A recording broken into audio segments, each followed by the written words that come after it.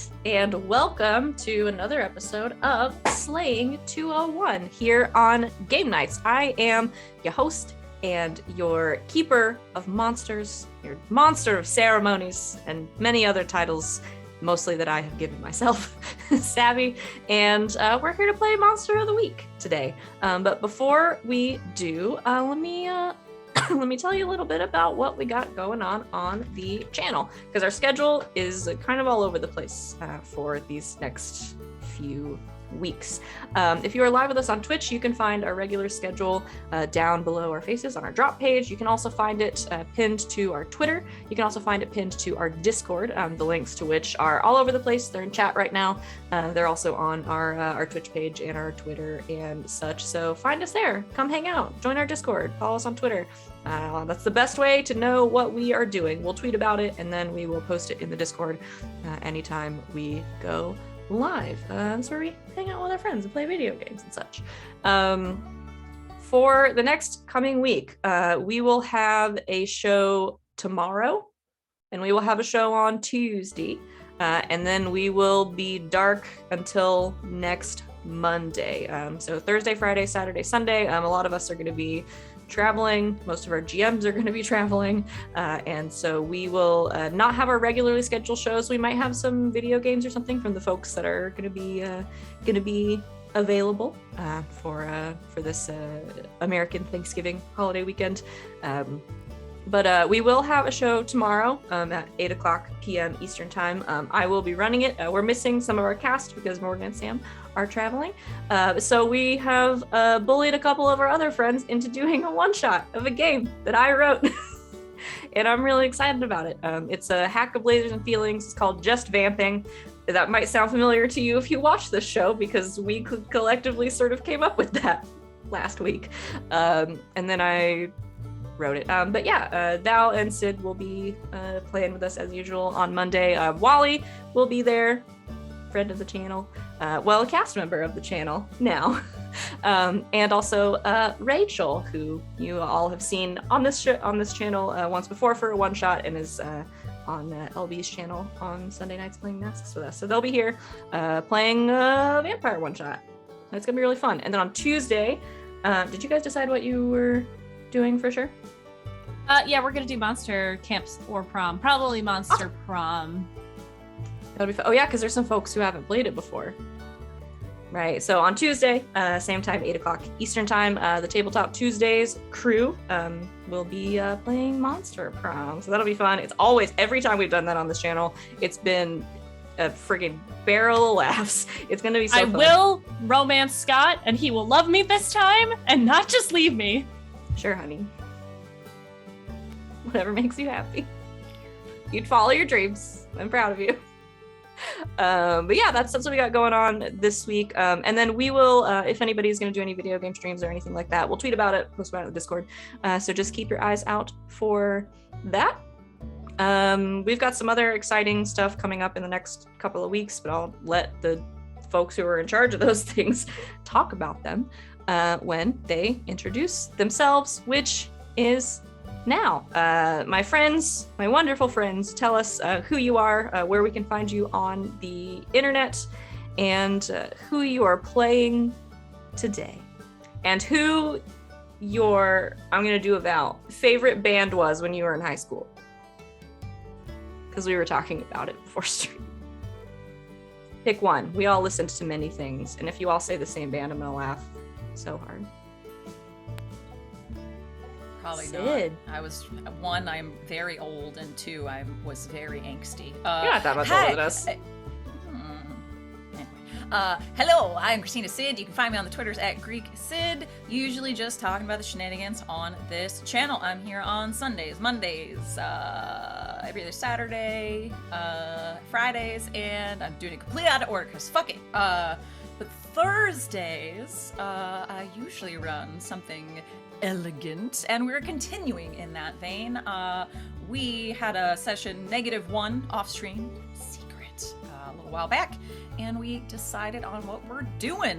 We are going to be continuing with some Urban Shadows, the new 2E quick start, but with some modifications. We are bringing along everything that we know and love from Good Society and mashing it all together into something we are tentatively calling Good Shadows, but the name of the show is going to be Elegant Creatures. It'll be the full regular Thursday night Elegant crew plus our good friend Wally, who's in chat. We love you, Wally. Will be joining us on a permanent basis. We're very stoked. We're going to do a session 0 once we get back from the Thanksgiving holidays. That's Thursday, December 2nd, I believe. We'll be doing character creation, but most importantly, we'll be doing some more quiet year to do world building, which I am so excited about. It's going to be great. Yeah, definitely check that out once we get back from the holidays. Today, I am playing Sal'goz, the Daughter of Doom, but who is, currently at least, the Mundane.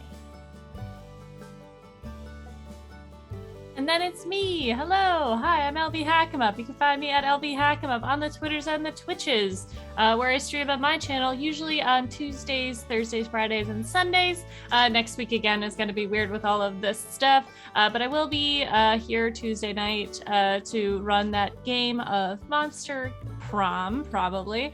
And then we'll be back on Friday for a spooky stream, or at least I will be. And then on Sunday, we'll have our masks. And after this, we'll have our masks game. Probably be down someone next week because of travel and stuff. But yeah, tonight I'm playing Victoria. She is a professional.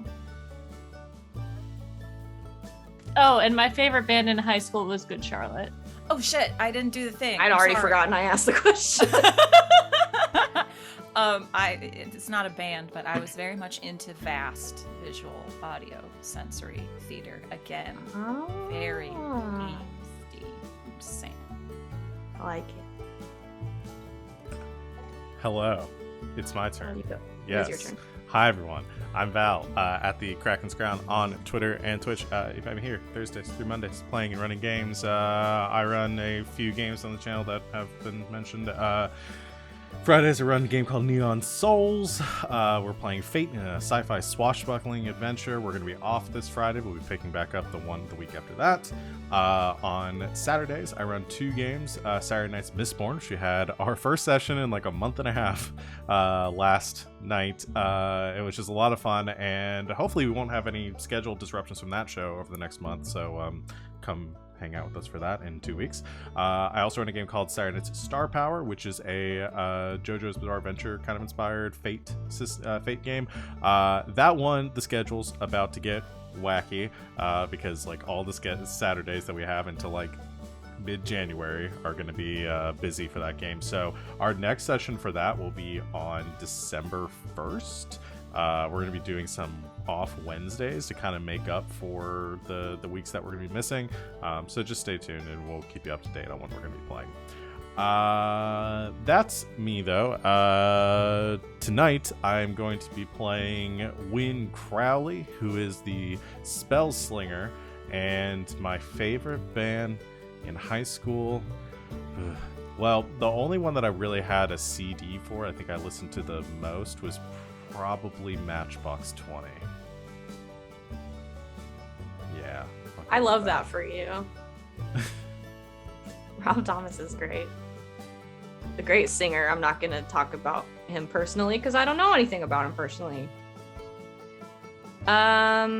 Yeah, and as you can see, Morgan is not here today. She and Sam are traveling, but they'll be back with us after the holiday. So she'll be back for our next game. But Morgan. She's at Imagine Matrix. She's a cosplayer. She's here a couple of days a week playing with us as well. And I don't know who her favorite band was in high school, but I'll ask her when she gets back. Green Day.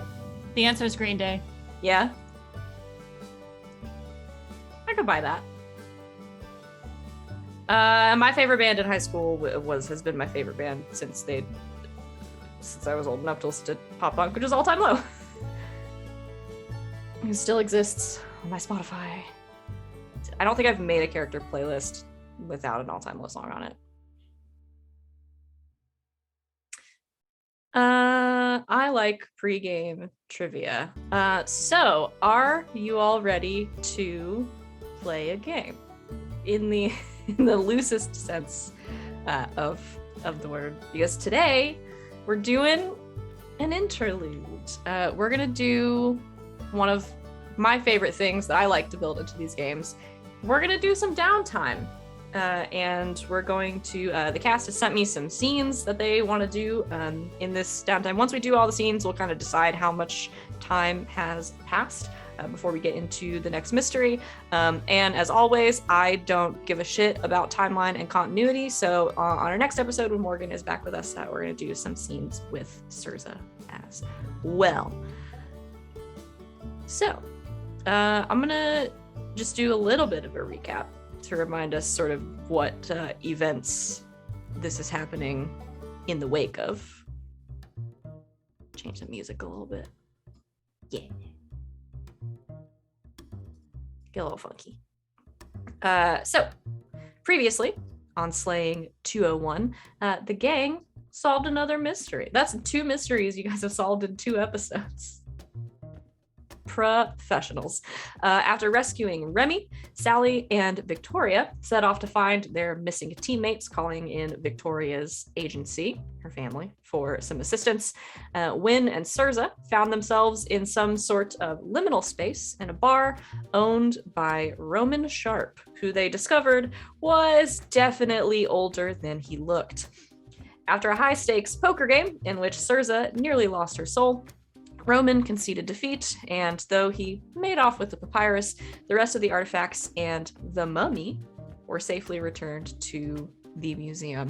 After congratulating Wynn on a job well done, Dr. Dern revealed that she knew about Wynn's magical abilities all along and knew that he was spending time with demons and other magically inclined folk.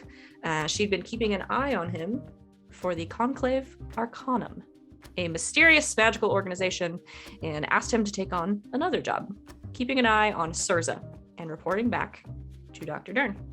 He agreed, and after instructing him to let Sally know she still had a potential job at the museum, Dr. Dern excused herself, leaving the team behind to celebrate, maybe, kind of, and figure out what in the hell is going on with all of them, because they're all embroiled already in a bunch of personal drama and guilt and and lots of other things. But so we're gonna do some downtime scenes with the team here. So there's probably not gonna be a whole lot of dice rolling today. This is our little bit of character building and fun. But I want to start with Sally. Sally, you have 2 job interviews this week. I do. You do. We're gonna start out going hard.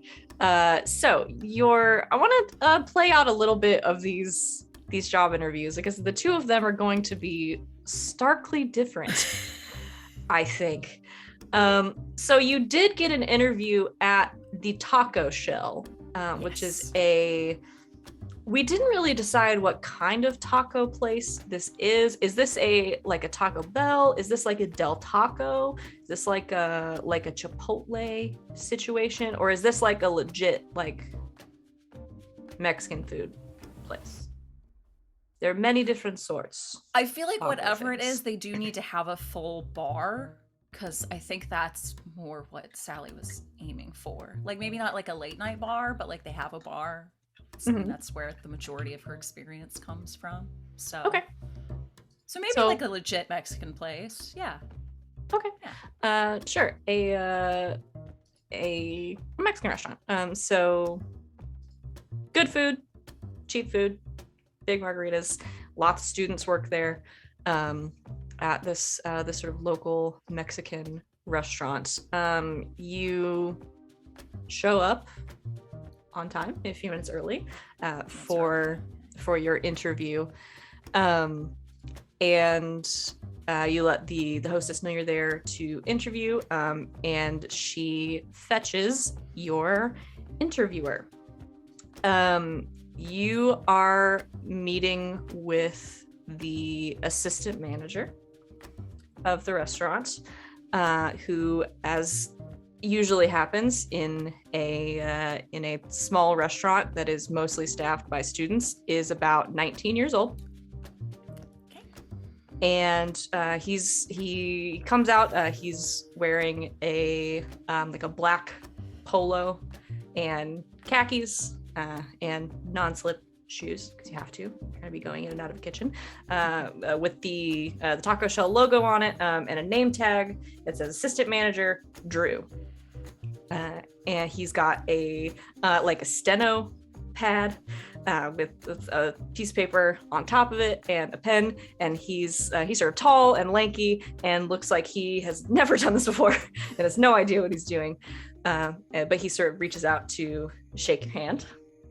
Says, Good firm handshake. Yeah. Nice to meet you. Sally? Yeah. Right. If you just want to come over here, we'll just sit down at one of the tables in the corner. Sure, great. He leads you over to one of the corner tables, sort of like the off hour, like in between lunch and dinner. He guys sits down, he takes a sheet of paper, is like looking at you, because he's got like some bullet points on it.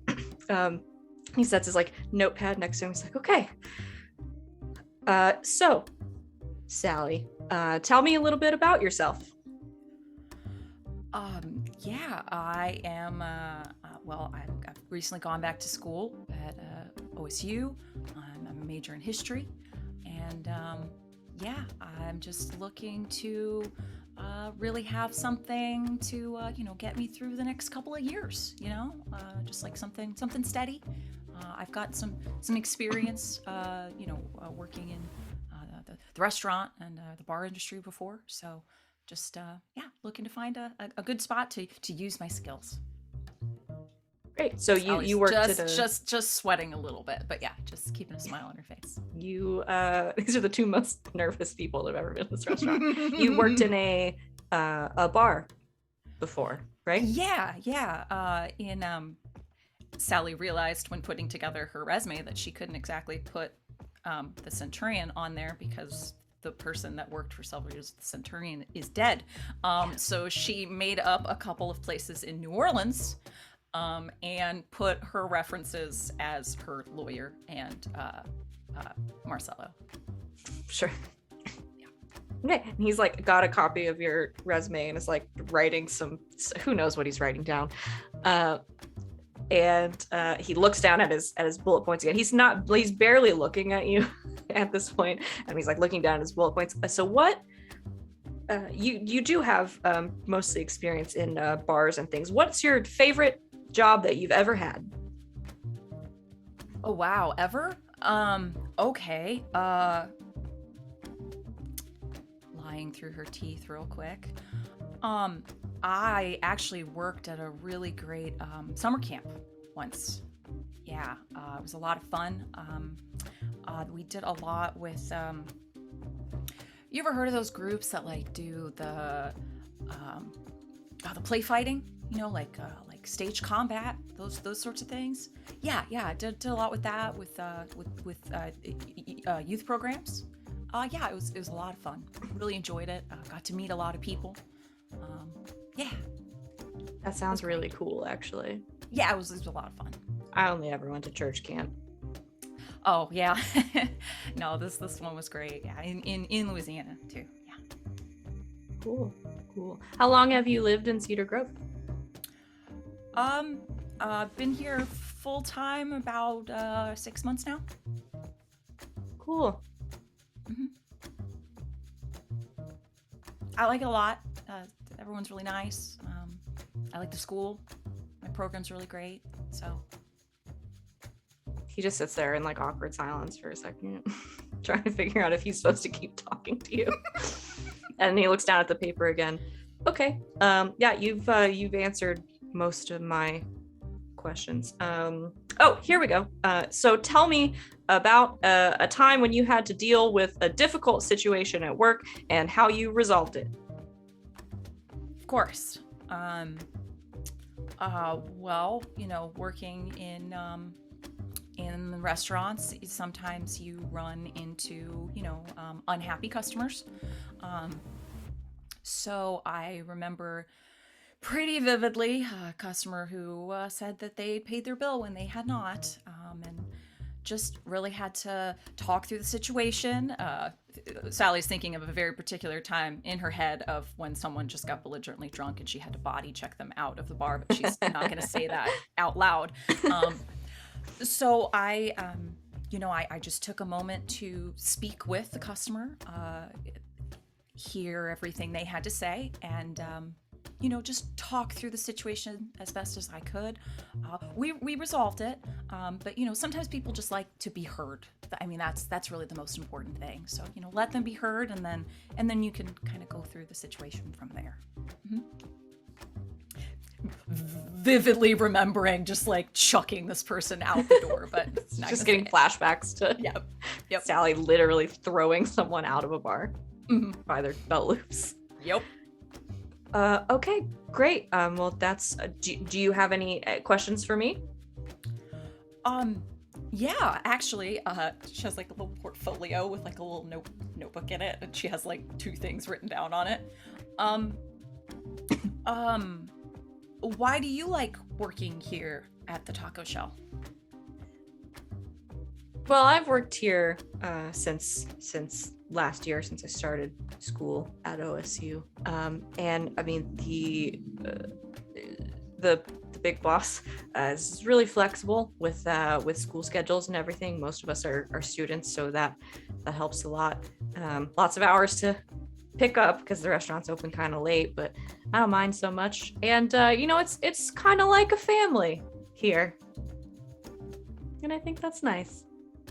Oh, well, that's really great. So that is good to know. Like I do want to be able to work around my schedule, so that's nice that they can do that.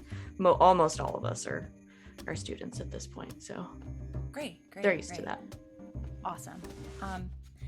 I guess my last question would be what I guess is something you wish you could change here at the taco shell, and is there any way I could help if I started working here?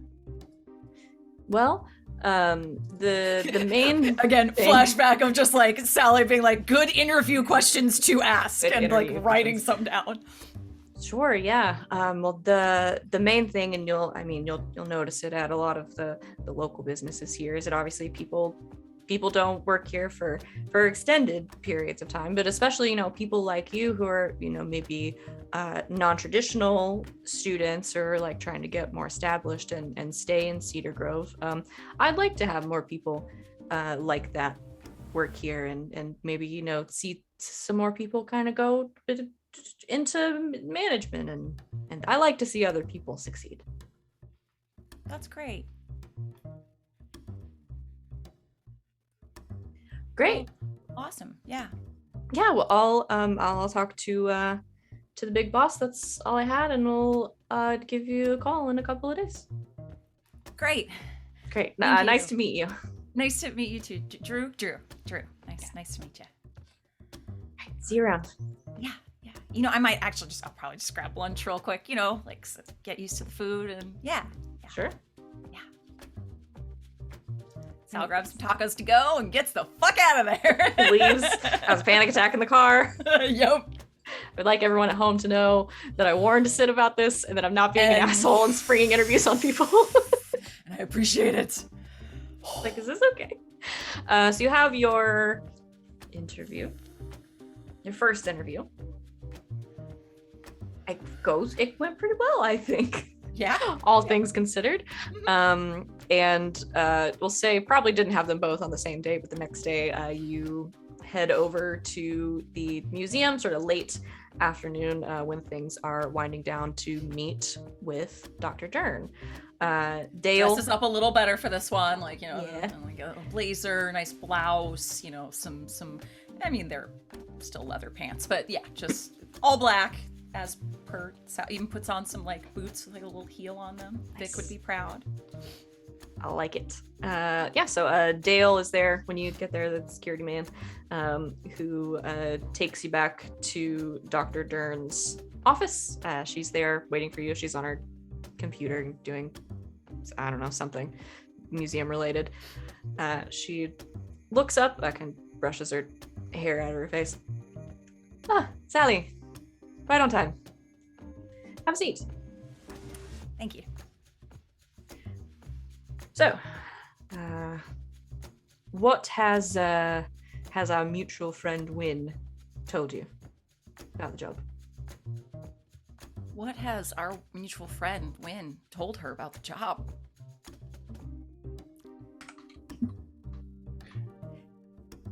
Did he mention at least that she was aware of all of the magic stuff, and so Sal doesn't have to tiptoe around the fact that she was there when, the Zweihanders were used quite frequently?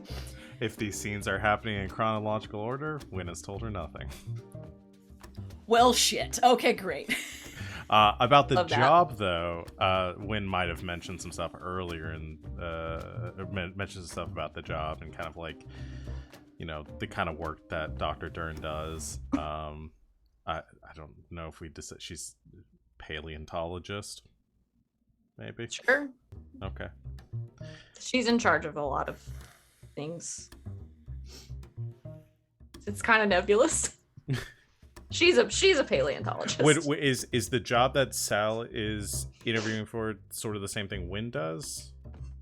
So the last time she had talked to you about it, you had mentioned having somebody who was in the history department who had sort of a lot of experience with and knowledge about like historical artifacts and things like that, which is kind of her weapons.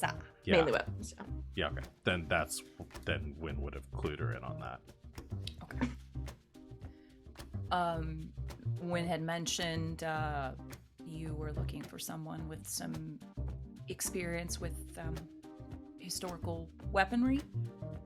Yes, all artifacts really, but we're short and a weapons expert, as it were, and we're starting to get more and more of those that need verification, paper trails, that sort of thing, and then restoration. And also we work very closely with the university's theater department, and so we're sort of looking for someone to head up building some replicas for them sort of on a regular basis as well. Is that something you'd be interested in? Absolutely, yeah. I think that would be right up my alley. Right. Well, tell me a little bit about your experience then. I wouldn't say that I have, a traditional formal training in the subject. Well, I do have some formal training in the process of creating historically accurate weaponry. I've been to smithies a time or two and made several pieces myself. It was, well, I guess you could say it was a hobby that sort of became something a lot bigger than that. But many years of experience. Sure. Not all of them in Cedar Grove, I assume. No. You don't exactly have a local blacksmith any longer? No. I have gotten to study all over, though. France, Germany. I was in Russia for a time, Turkey. So a lot of, sometime in Ethiopia, but that was a long time ago. Right. So no schooling, more of an apprenticeship situation. Yes, I think that that would be more accurate. Mm-hmm. That makes sense. That makes sense to me. All right. Do you have any weapon specialties? Any area you're particularly interested in? I would say I have the most experience in the 16th to 17th century, mainly through Europe and Asia. Right. All right. I think this could work. Do you have contact information for any of the people you studied with? I understand if you don't. Unfortunately, the master smith that I did the most work with has passed away. Right. In her head, thinking several hundred years ago, but not saying that part out loud. Probably should have seen that one coming, as it were. That's all right. It's a bit of an unusual situation with your status and everything. I'm sorry, I don't know if I know what you mean. Being a non-traditional student, you mean? You are perhaps the most non-traditional student I think I've ever worked with. Sweating.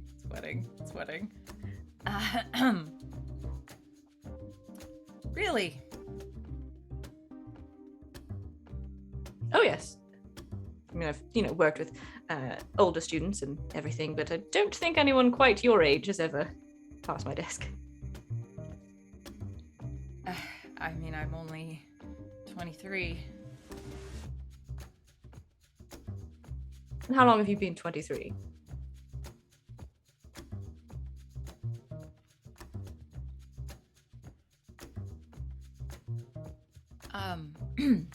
That's it.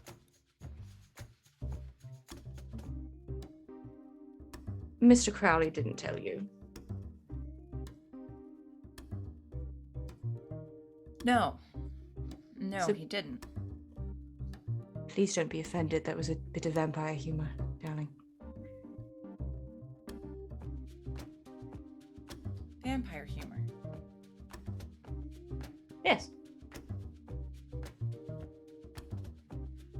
And who's the vampire in this scenario? Well, neither of us, but I assumed being here and knowing the people that you know, you'd have met at least one.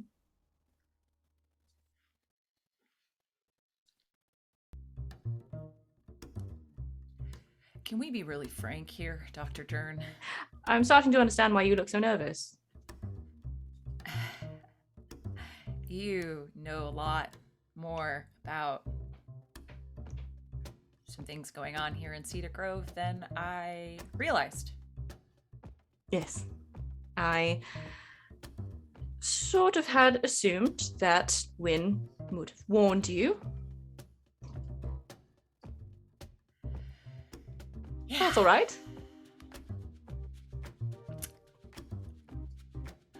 Well, as I'm not having to tiptoe around this as much, why don't I give you my full credentials? All right. We'll go through Phase it out. many centuries of experience. Okay. Who she worked with, famous, smiths and swordsmiths and blah blah. Yeah, you lay it Oh, out. sure. There are some names in there I think she recognizes. Have a nice conversation. Ultimately, sort of get through all that. She's like, so, well, I mean, I think your credentials speak for themselves. We'll have to obviously come up with something to put in a bio on the museum website. I'm sure it wouldn't be the first time. We invented a couple of fake names. If you're interested, I've got sort of a track I'd like to put you on. Have you work with one of the museum's restoration experts for a while, sort of as a lending some historical expertise of yours specifically. And then if you're interested in getting your hands dirty, I really am interested in having you sort of start to create replicas for us. We have things that are, obviously, as I said, set pieces and things for the theatre department, as well as we have some items that are just too fragile to be on display. So, what do you think? That sounds great. All right. Why don't you come in on Monday, meet a couple of the other folks, and we'll give it a bit of a test run. Yeah, sounds good. All right. Then, welcome aboard. Thank you very much for the opportunity, Dr. Dern. Cool. Sticks a hand out. Shakes your hand. And you make your way out of the museum. Texts Wynn, I'm gonna fucking kill you. That's gonna set up nicely for a scene we're gonna do later.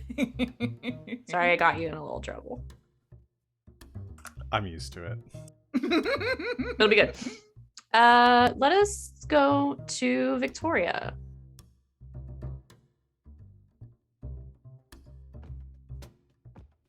Hi.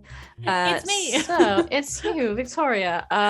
Victoria, you wanted to specifically stop by the sort of agency headquarters that your parents have. I assume they've set one up here in Cedar Grove, since you're all I'm sure there's here. a local one.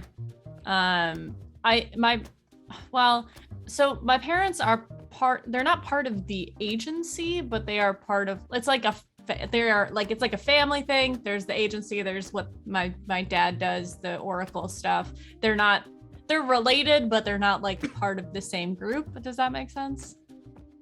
Sort of. Okay. Yes. But so your uncle is part of the actual agency. Yes. Yeah. Okay. I'll say they have a like a local base that's set up here. Did you have an idea for what that looked like? Because if not, I do. I like in my head I pictured like any sort of have you seen the Transformers? Well, have you seen the Transformers movie? The first one. Yeah, when they go in and there's like the military, like they're trying to figure out the message, and it's just like military people walking around, and like there's computers set up everywhere. There's like it's like a base of operations, just like people walking and talking about, that's just all that I pictured. Okay. I was gonna say it's your family, the members that are part of this agency, sort of set up like a local outpost. I mean, probably on the edge of Cedar Grove. There's a lot of like old historical homes that get sold from time to time, usually estate sales, things like that. So I'll say they picked up one of these. It's relatively secluded, sort of out there by itself on like a bigger plot of land. The outside is like it's your standard kind of old historical Georgia home. White, 2-story home, wraparound porch, unassuming in this area, large lawn. But you arrive, you are let in after proving your identity. And on the inside, I think there is this mix in some of these rooms of like antique furniture and like things like there's like a sitting room, like a meeting room with like a huge like antique like oak table. It's a mix of that and like serious high-tech stuff. They have a whole section of the house that's just dedicated to like the safe storage of the artifacts that they've found or have access to. There's an armory. There's a whole section that's just been turned into this big like computer room, big like servers and everything. Probably a library in there somewhere too. There are just folks with guns everywhere. And you are let in, and coming out of one of these this room that's sort of been turned into like a main like staging like meeting area is Uncle Vito. What does he look like? Okay, he looks, I'm just gonna base him off one of my uncles. He is a probably like 6 foot tall, dark hair on the top, worn short and sort of kind of brushed off to the side. He's got a goatee that is very full but graying from the bottom up. He's a slightly larger man. No one would say, I would say overweight, but not like fat uncle sort of situation. And he wears, I guess, just a lot of like football paraphernalia. Like, Sports guy? Yeah, sports guy. I mean, probably if he's from we're saying New York. Did you? I said like the New York, New Jersey area, but Yeah, maybe baseball. okay.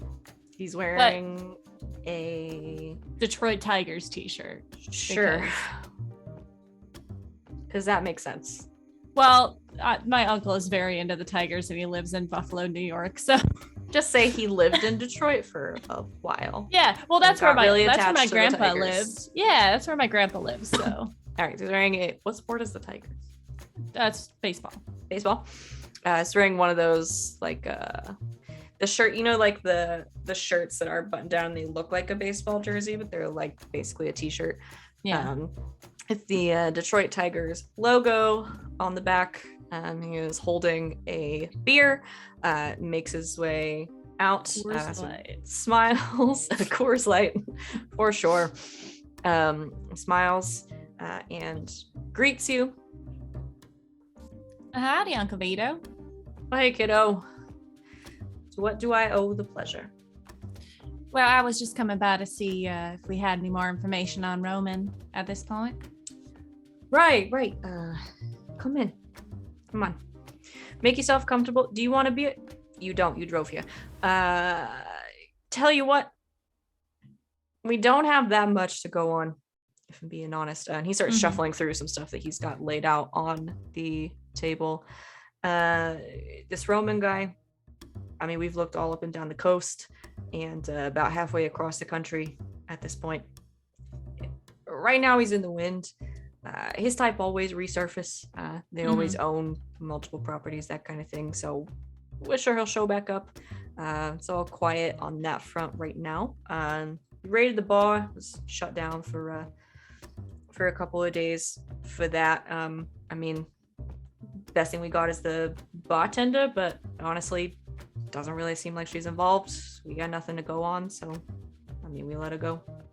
All right. Did you find anything about like research into becoming sort of what he is?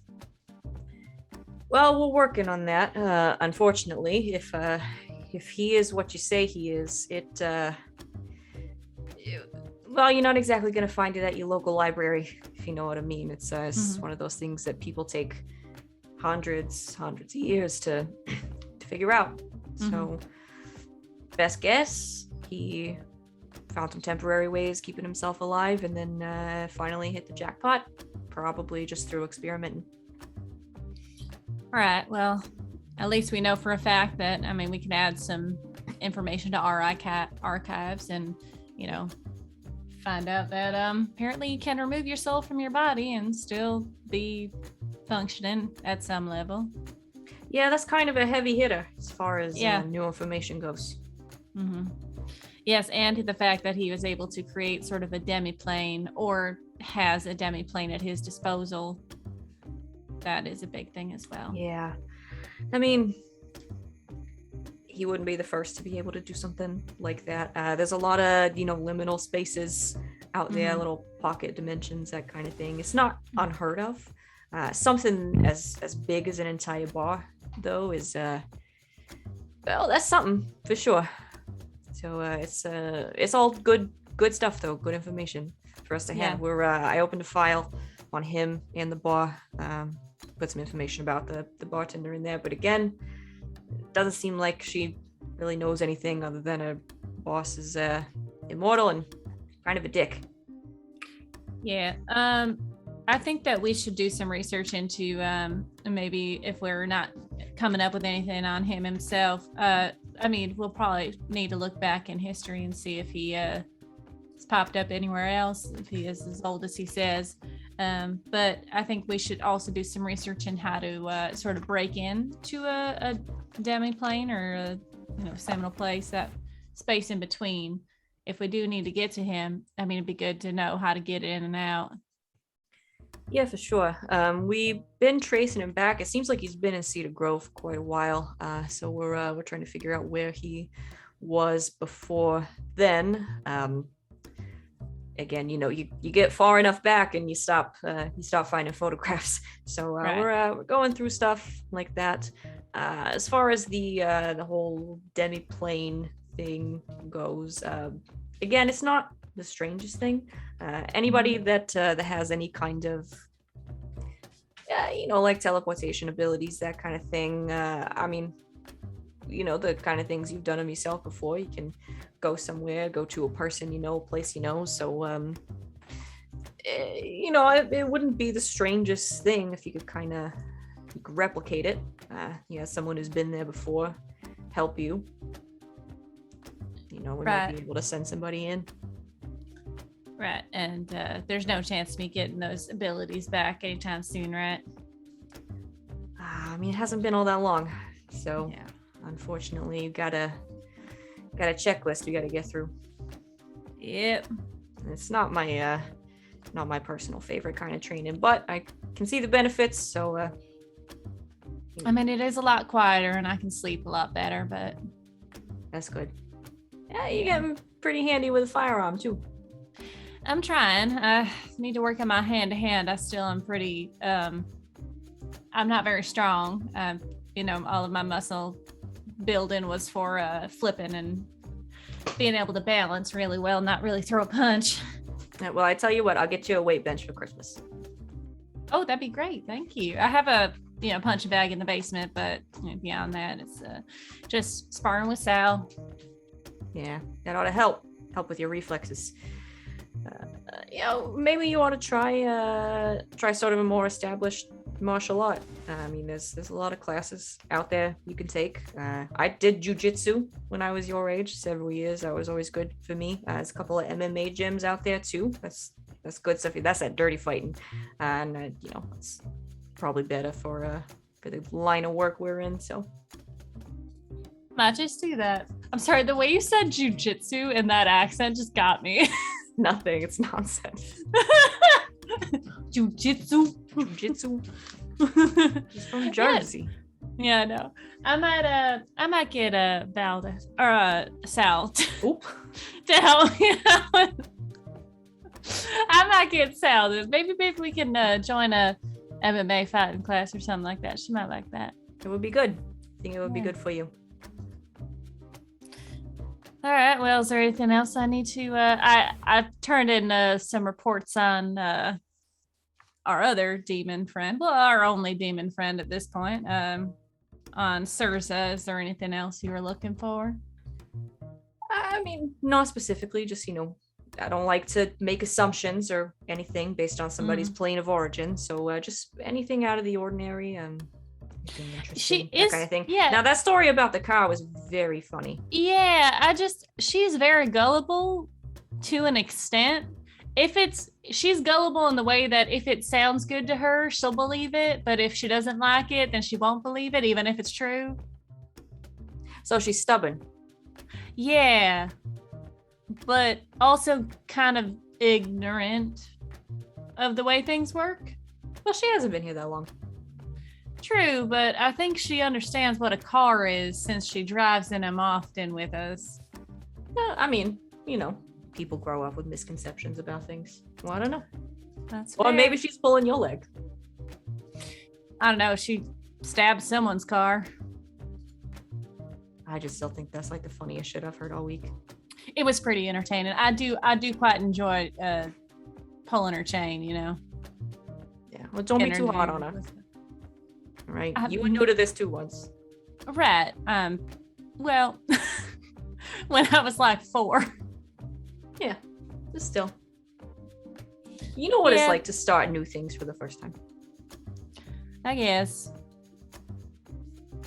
I mean, you're new to all this firearms training and stuff. It's not easy. That's true. Whole different set of etiquette and rules, Mm-hmm. Yeah. Anyways. What, is there anything else you need from me? No, right now it's just, same old. Keep a ear to the ground. Anything I need to know, you send in a report and... Yeah. Do you have any idea what we're doing for Thanksgiving? Are we all traveling back home? Or are you all traveling back home? I need to figure that out with Wynn. Oh, yeah. To be honest, I'm not really the one that makes those plans. Yeah. So I could find out though. May I give you a call? That'd be great. Again, I don't know what our plans are going to be. We can't do both this year, but I don't even know which house we'll be welcomed at. So, yeah.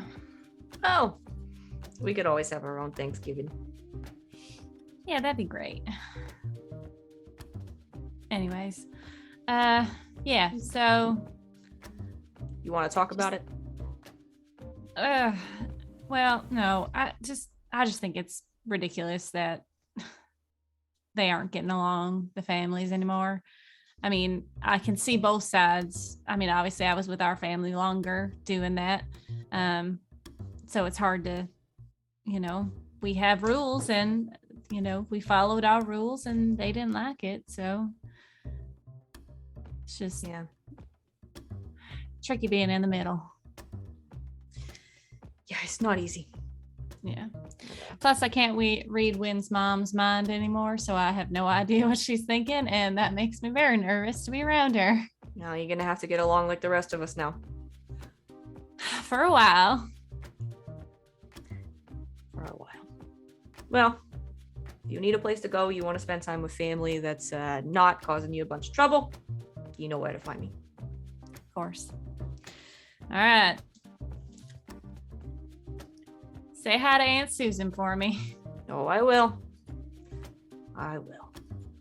You should call her, Yeah, maybe we could go out for some wine. I think she'd like that. Oh, she'd like that. That's for sure. She's on the All red right. wine now. Did I tell you? Really? Is about her heart again? Yeah, there's too much sugar or something. And Chardonnay. I don't know. But she's off the Chardonnay. She's drinking Pinot now. Yeah. Well, have you spoken to my dad recently? My mom? Oh, we talked last week. They're doing all right? Yeah, they're all right. Staying busy. The restaurant and everything. Mhm. Seemed okay to me. Your dad's still a big jackass, but... Well, what's new? All right, well, yeah, that's all I had. All right. Well, you head to the ground. Let me know if you pick up any more funny business. All right, I will. All right. See you later, kiddo. Bye. You head out. I'm so afraid I'm just gonna get stuck in that voice forever. I know, I have to try really hard not to shift and mimic you. It's contagious. Already doing a weird accent and then shifting into that. All right. Let's jump over to Wynn. Hi. Hi. You had some friends that you wanted to talk about some other friends with. You said you wanted to talk to the Manster Squad. Yeah. The Monster Kids. The Monster Prom. Who do you want to talk to? Oh boy. I think Wynn. Which of my personalities would you like to speak to today? I'll leave it up to you because I think Wynn just shows up at the bookstore, and to see who's there. Okay. You show up.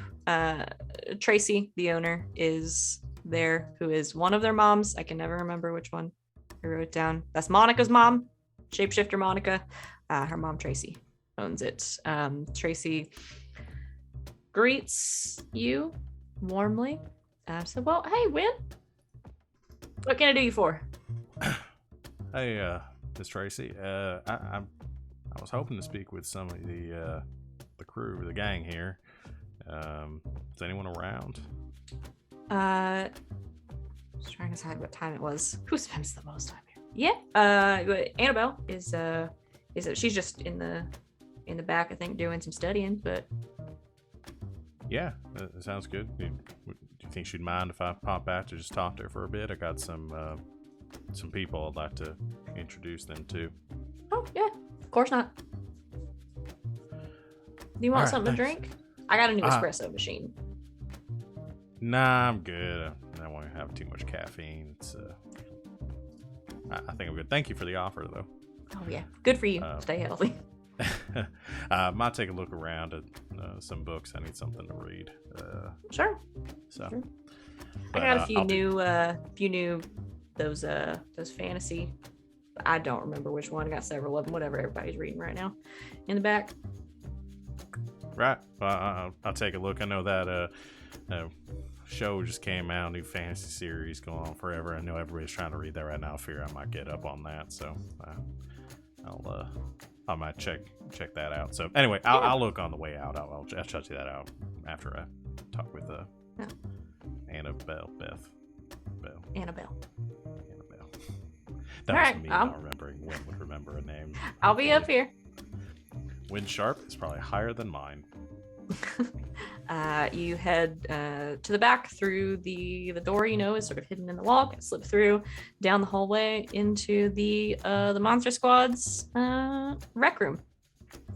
Sitting on the couch that is down there, you see some notebooks that are open and a textbook kind of spread out on the coffee table, and next to her on the couch you see Annabelle, who is the Gorgon. Sitting there. She's got her snakes kind of pulled back in a big headband. She's got her glasses on, which she doesn't usually wear, instead of her contacts, and she's working on, I don't know, something that looks incredibly complicated. It's like chemistry or something. Wynn comes up behind and says, homework? Oh, hi, Wynn. You Hi. scared me.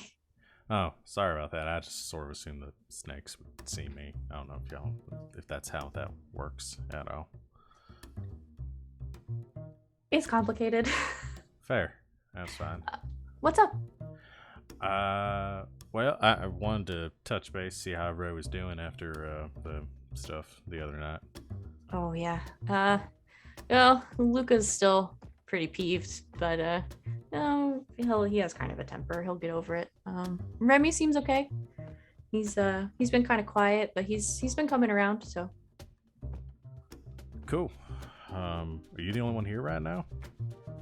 Yeah, well, Spooky Joe was here earlier, but I think he went to the store. So yeah, just me.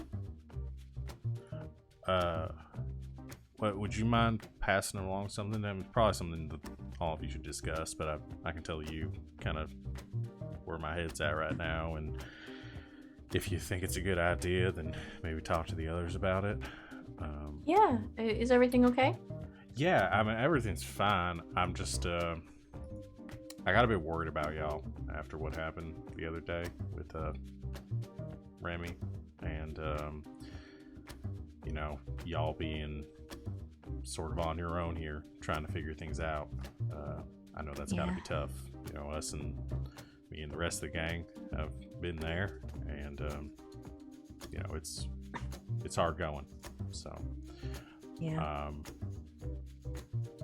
I wanted to maybe offer a suggestion if it's something that y'all are interested in. Sure. Have you heard of a group called the Arborists? No. Is that like a band? No, not exactly. Well, they're kind of a secret group here in Cedar Grove. I only just kind of bumped into them recently. But long story short, a group of, say, supernaturally inclined individuals. I don't like using the word monstrous, but tends to be what gets thrown around. Yeah. Mostly full-blooded, it seems like. Sort of the more cryptid types, the ones that don't typically fall in your usual cliques, like the demons and vampires and that sort of thing. Tend to be more loners, as far as I can tell. Yeah. But they're always looking to bring in new people, from what I've heard. And I'm not like a member of the group or anything. Obviously, I'm human, as far as I know. But I know some people that have an in with them, and I've had some dealings myself for the last few months. If that's something that you and yours might be interested in, then I can put in a word, maybe see if they're interested in recruiting. Yeah, I mean, I can ask the others. I mean, first take, I think it's a pretty good idea, especially if they're, they're peaceful, I assume. It's always good for us to stick together. Yeah. I'm sure y'all can take care of yourselves. You've been doing it for a while. I know I wasn't really here when the whole thing happened last year. The angels the Demi and stuff. thing. Yeah, that was kind of rough. Yeah. I mean, word of advice I've found with these sort of organizations is you sort of get out what you put into them, and sometimes keeping your distance and can be good. I just kind of came from a situation of being a little too involved with a group that I was working with, and distanced myself from them recently. But part of that, and making that decision, came the realization that having a group that you can rely on, something bigger than yourselves, can be helpful, especially in situations like what happened last week, having somebody to call on for assistance. So I'm here to help keep y'all safe. Pretty wise thinking is what Tracy would say. Well, it comes from experience more than anything else. I wouldn't really call myself a wise person, and I don't think anyone else would either. So, Well, I don't think that's true. you should talk to Sal sometimes. Well, yeah, I guess I'll run it by everybody. Is there somebody we should talk to, or Yeah. is that you? I could put you in contact with some people, but a friend of mine's actually probably the better person to get involved with. She's the one that kind of introduced me to their inner workings. Okay. So yeah, I'll just text you the name, and Yeah. I'll mention it when everybody gets together on Thursday. And I'll probably give your friend's number to Alice. To be honest, she's better at the whole talking to new people thing than I am. That's fair. Well, as far as I know, it's a pretty casual group. I don't think they hold meetings or anything. It's just kind of a sort of like a neighborhood watch sort of thing. So Like a safety net. yeah. So Well, yeah, thanks for thinking about us. well, definitely. I mean, it's sort of how I'm trying to give back. So anything I can do, and if y'all need help with anything else, just well, you got my number now, so just give me a call, okay? Okay. Thanks, really. Definitely, anytime. I think everybody will really go for that. Awesome. It's good to hear. And if anyone needs to know anything else before signing on the dotted line or anything, let me know. I'm more than happy to help. Okay. All right, I'm gonna go check out a book and head out. But you take it easy, and good luck with your studying. Thanks. I'm having some regrets. Yeah, I've been there too. I would just maybe avoid taking Dr. Danson's classes. This can be a bit rough. Some of the other professors are a bit easier on the chem side. Thanks. Yeah, you're welcome. She turns back around, continues studying. I said Danson. I didn't mean to say Danson. That's Mutt's last name. It can be Maybe. I thought you meant just like dancing in general. Like, don't take dancing No. lessons. I just improv that and then realized that is the last name of one of our established NPCs. Maybe Professor Ted Danson. his Yes. sister occasionally lectures at the university. Sure. She's a doctor.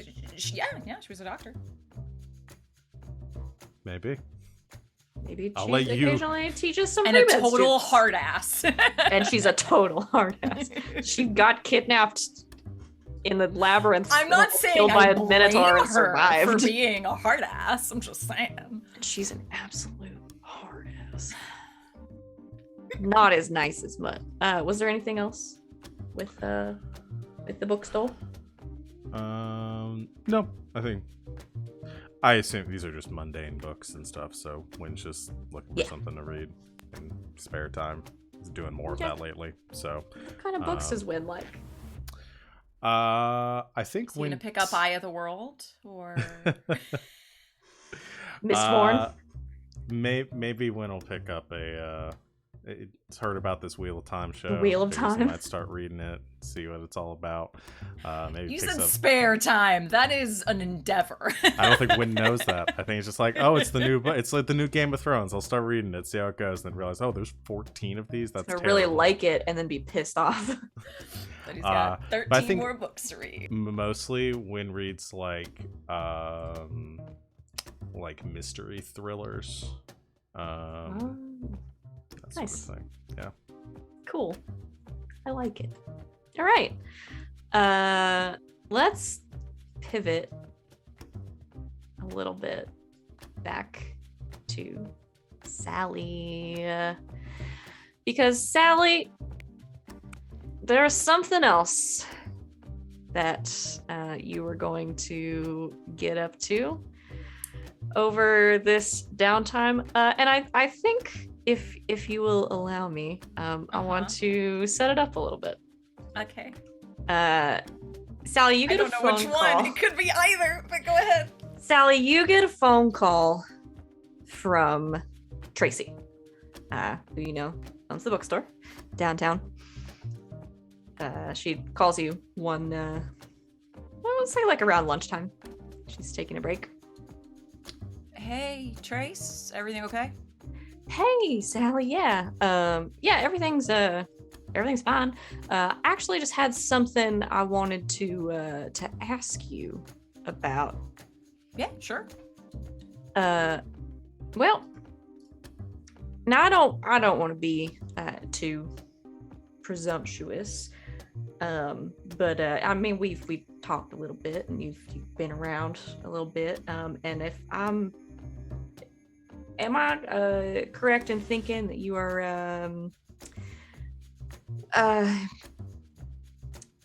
unattached currently? Trace, I'm really flattered, but I mean just the nature of like working with the Monster Squad and everything. I don't think that. Oh, that honey, would no, really- that's not what I meant at all. I'm sorry. It's just No offense. I mean, you're a real pretty thing and everything, but same, you're not really of course. my type. Yeah, the exact. Yeah, you know. I'm sorry. Yeah. If you can't tell by how fucking awkward I am, yeah, I am. Well, I'm glad I asked actually. So me and a couple of friends cooked up a little bit of an idea. I got this new little. Well, actually, I thrifted it, kind of redid it and everything, but I'm kind of installing a little, just a little like bar in the back of the bookstore. We're gonna start having like some evening events. And so me and a couple of friends have sent out some invitations from Cedar Grove and the surrounding areas for a little speed dating event. And I thought maybe you might want to come.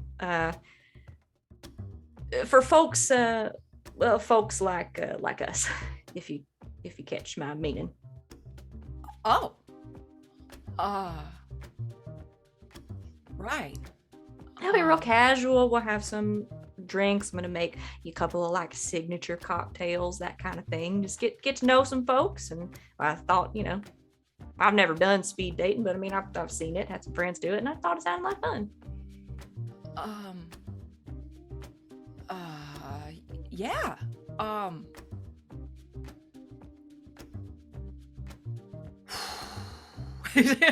Sal just takes a couple real deep breaths over the phone. You all right? Yeah. Yep. Good. Yeah. I will be there. Great. All right, we're gonna do it this weekend, Friday night. Great. So, yeah, I think we'll start. What did I tell people? I'm just shuffling through invitations. We're gonna start around 7, so it's not too late. People can, maybe go out and eat and stuff afterwards. So, all right, I got some friends coming. I think you are really gonna like. Great. That sounds great. Would it be all right if I invited some friends for moral support? Oh, sure, yeah, more the merrier. Great. Yeah, I might send you some names. Awesome. Well, I'll see you Friday. Yeah, I'll see you then. 7. All right. 7 on Friday. Well, that's when we're getting started, so you might want to, show up and get a margarita in you first. Meet new people and all that. Yeah. Yep. All right. I'll see you then, honey. All right. Yeah, thanks, Trace. Take care. Bye now. Bye. Hangs up the phone. 1,000-yard stare for about 30 seconds.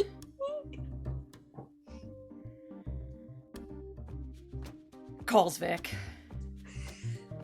I was wondering who you were going to call. I was like, please do me. Please do me. Okay, Victoria, you get a phone call from Sally.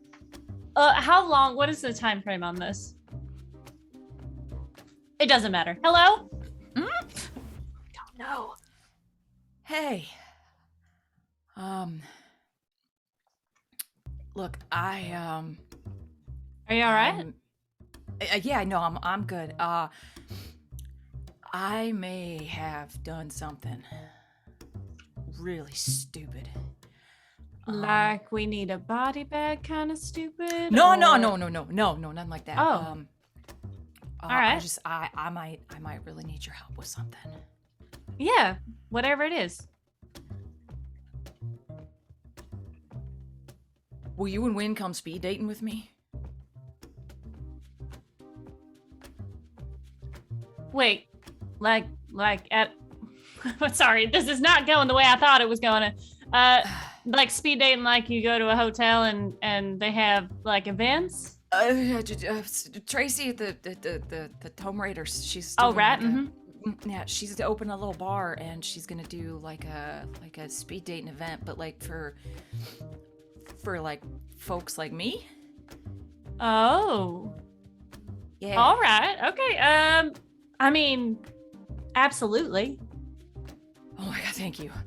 Yeah. And again, like I know, like I don't know, because I don't need to know the specifics of anyone's relationship, and it's not my business. But like, even just for Right. No. moral support and Yeah, absolutely. We'll be there. They have a bar, right? So even if we're not Yeah, like that's the whole going thing. around. Yeah. Yeah.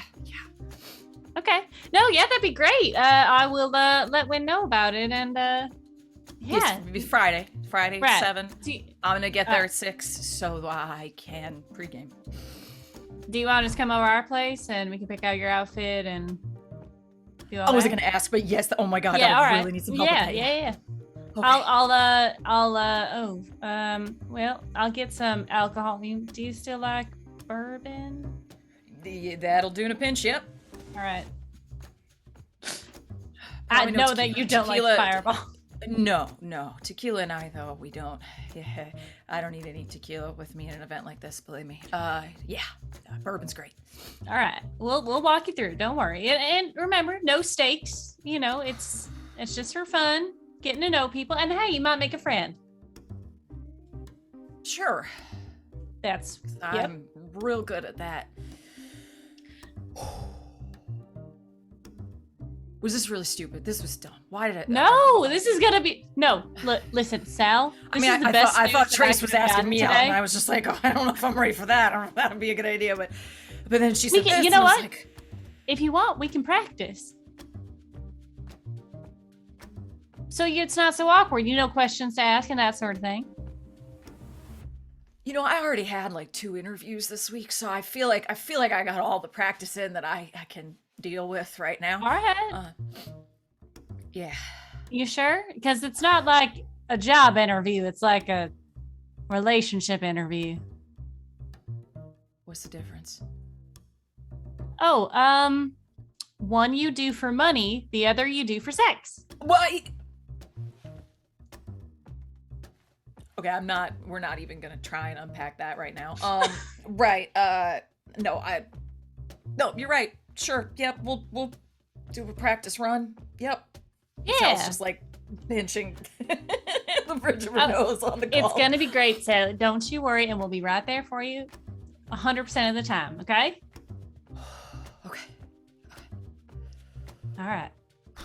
Just send me the details and we'll get it all set up. All right, cool. All right. All It's right. been this week's interview tips with Victoria. Yep. Hangs up the phone. Hey, Wynn! Yeah. We're gonna go speed dating with Sal Why?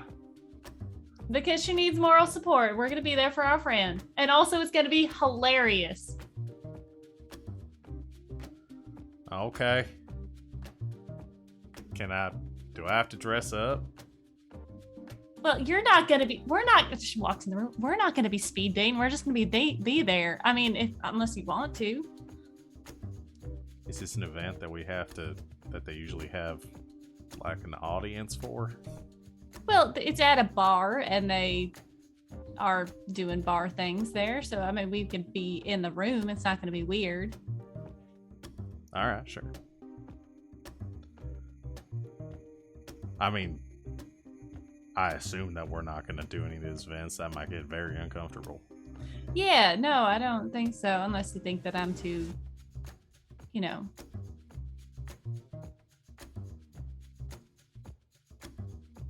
It's fine. You know what? I'm not going to bring it back up. It's fine. Let's just, I'm going to make dinner. Sounds good. I took the chicken out of the freezer. It's defrosted on the counter. You'll see it. All right. Pops her head back in. A man of my dreams. Okay. So Friday rolls around. Oh, we're going into it. Okay, great, cool. We're doing it. We're doing it, Peter. I just want to do a little sequence of what getting ready for this is like. We're really putting Sally through the ringer this week. Yep. This is gonna be good. This is gonna be great. So you head over early to Victoria and Like 4. like immediately after class is over. Sally shows up after class to talk through some things, get ready. We don't have to like go through the whole thing if you don't want to, but like what do you guys do to get ready? What does Sal bring to wear? She brings a couple options. Pretty much all of them are black. Mm-hmm, mm-hmm. Most have a leather element to them. Mm-hmm, mm-hmm. And that's it. And like the very small bag of makeup that she has. Yeah, like no, this big. Victoria's gonna do your makeup. That's okay. Just chiseling out the cheeks, making sure everything's contoured properly. I think Victoria will suggest something that is, you know what? All right, I got this. I have this little black dress. You can wear that with your leather jacket and your combat boots. Okay. That would still your personality, but a little sexier, Yeah. Okay. Yeah, I can handle that. Yeah. Yeah. All right. Do you want to do a test run?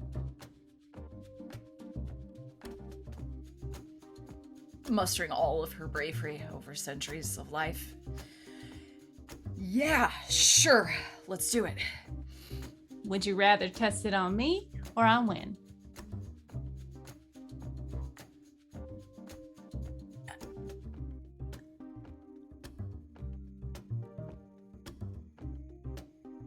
I feel like there isn't a right answer to that. Belial's Whoever would also like here too, to. if you want to talk with Belial. Yep. All right. Goes to Belial. Hey, Belial. Lyle's munching on some Doritos. Of course. Hey, buddy. If you guys are doing this to me. Hello. Hi. So Sally needs to practice something. And she wanted to know if you would help her. Okay. Are we fighting? No. This is more of a dating prep. Oh. So muster all your romance skills, all right? When you're ready.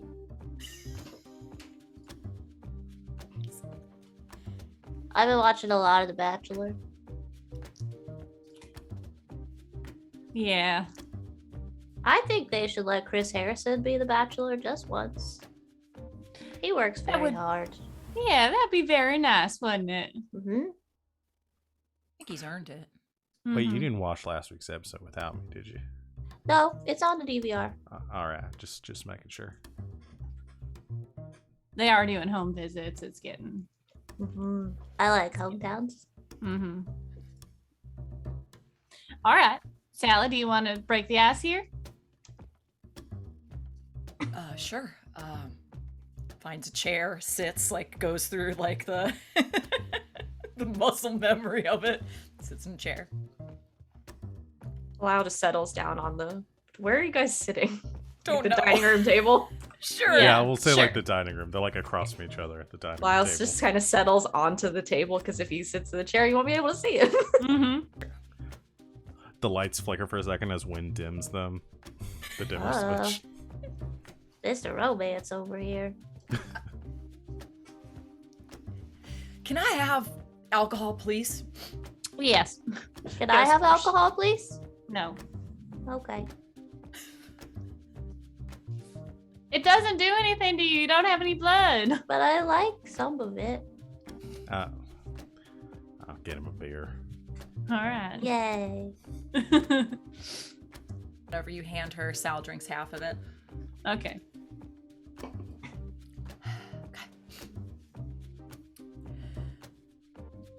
Hi. Hi. I'm Sal'goz. That's a nice name. I'm Belial. That is a nice name too. I feel like I'm smiling really hard. You are. Yeah, just relax. Just relax. No. Ask them about themselves. Tell me about yourself, Belial. Well, I'm a demon, kind of, and I'm very small, and I like Doritos. Me too. I love Doritos. What's your favorite kind of Dorito? The taco, if I can find them. I love the taco ones. They're so really good. hard to find. I started eating the spicy ones too recently. They're really tasty. What about you? I was a demon for a long time.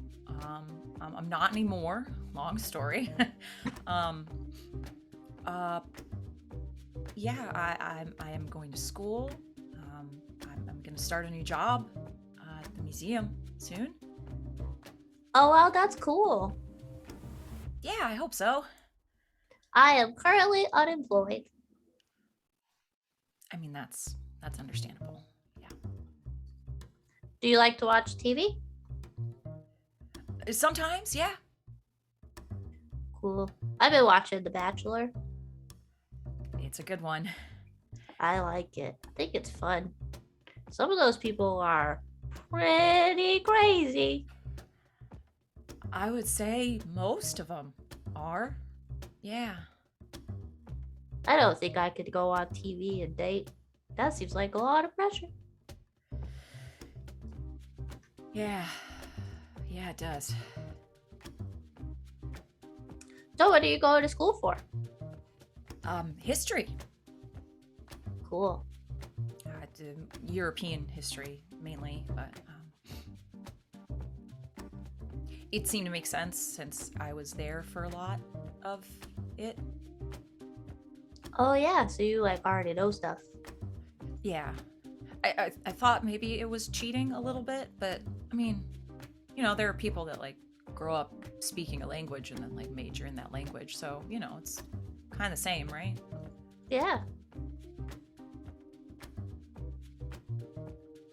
We'd probably run out of time. Yeah. That was good though. See how easy that is?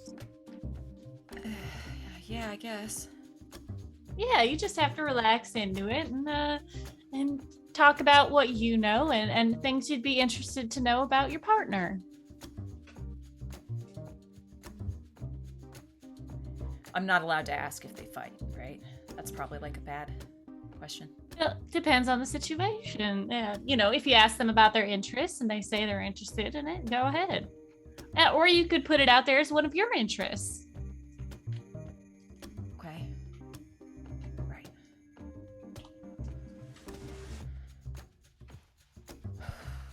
Is it too late to just cancel? If you don't want to go, we don't have to go.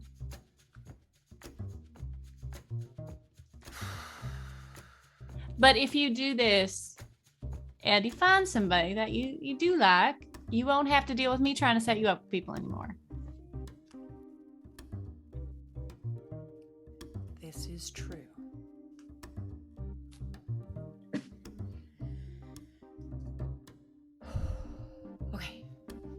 Okay. I can do this. Yes, you can.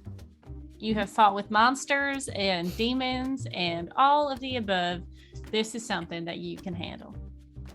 And now I'm gonna try and date one of them. I'm sure you've dated monsters before.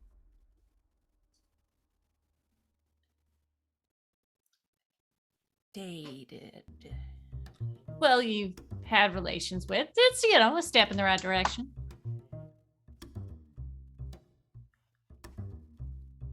Those weren't really good, like, relationships, you know?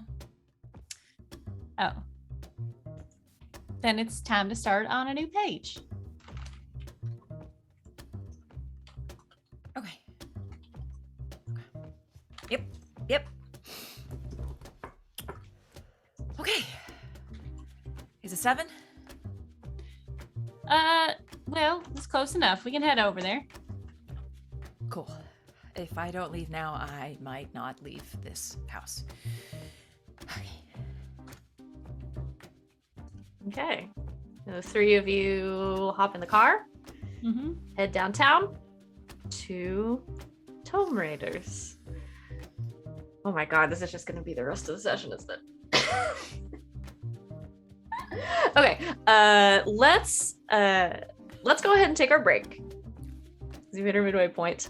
We'll just let Sid stew on speed dating for a few minutes. We'll go ahead and take a quick break. Thanks everybody for hanging out with us so far in the chat and everything. We're just gonna take 5-10 minutes, refresh ourselves, take a bio break, that kind of thing, and we will return shortly for some speed dating downtown. So stick around. We'll see you soon.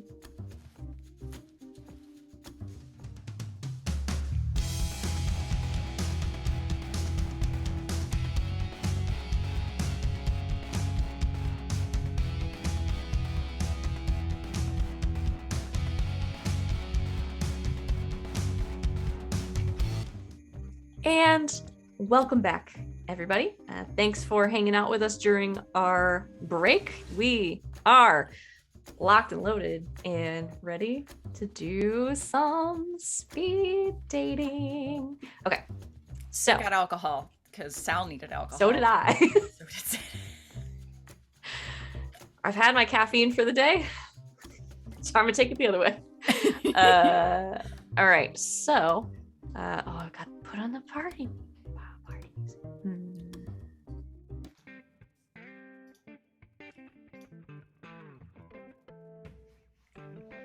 I like this.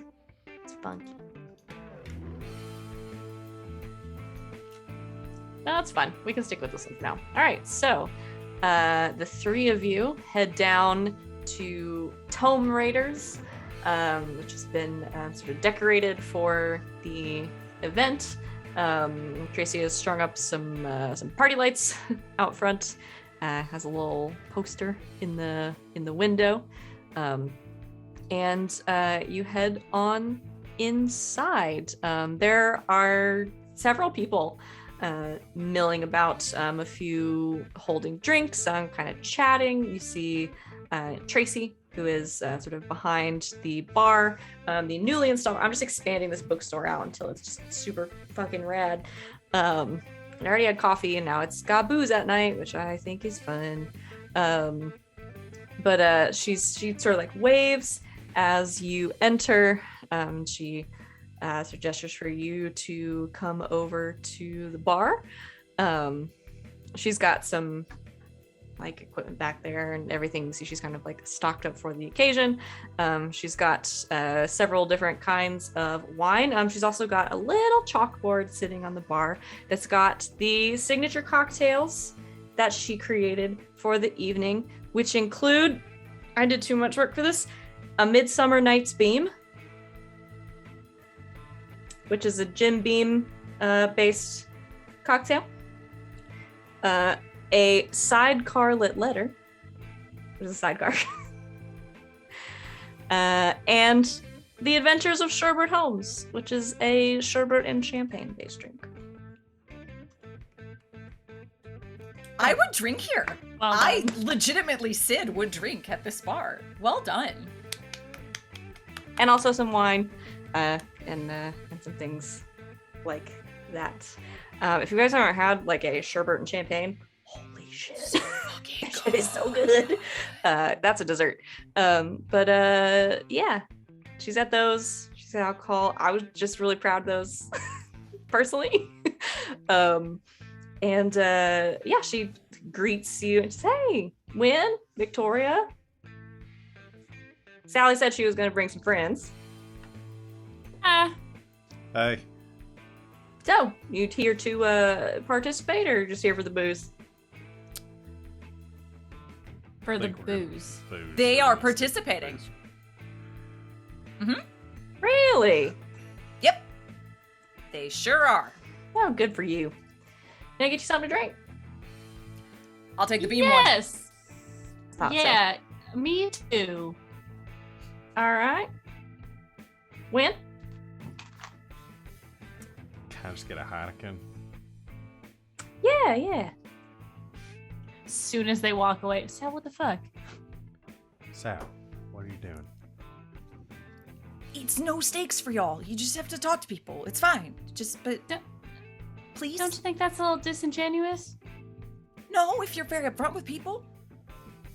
Hi, I'm at this dating circle. I don't actually want to date anyone. I mean, I guess we could just meet some new friends. There you go.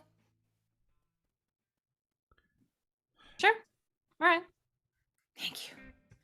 It'll be nice, like, instead of you just like sitting in a corner, like watching, you'll be a part of it.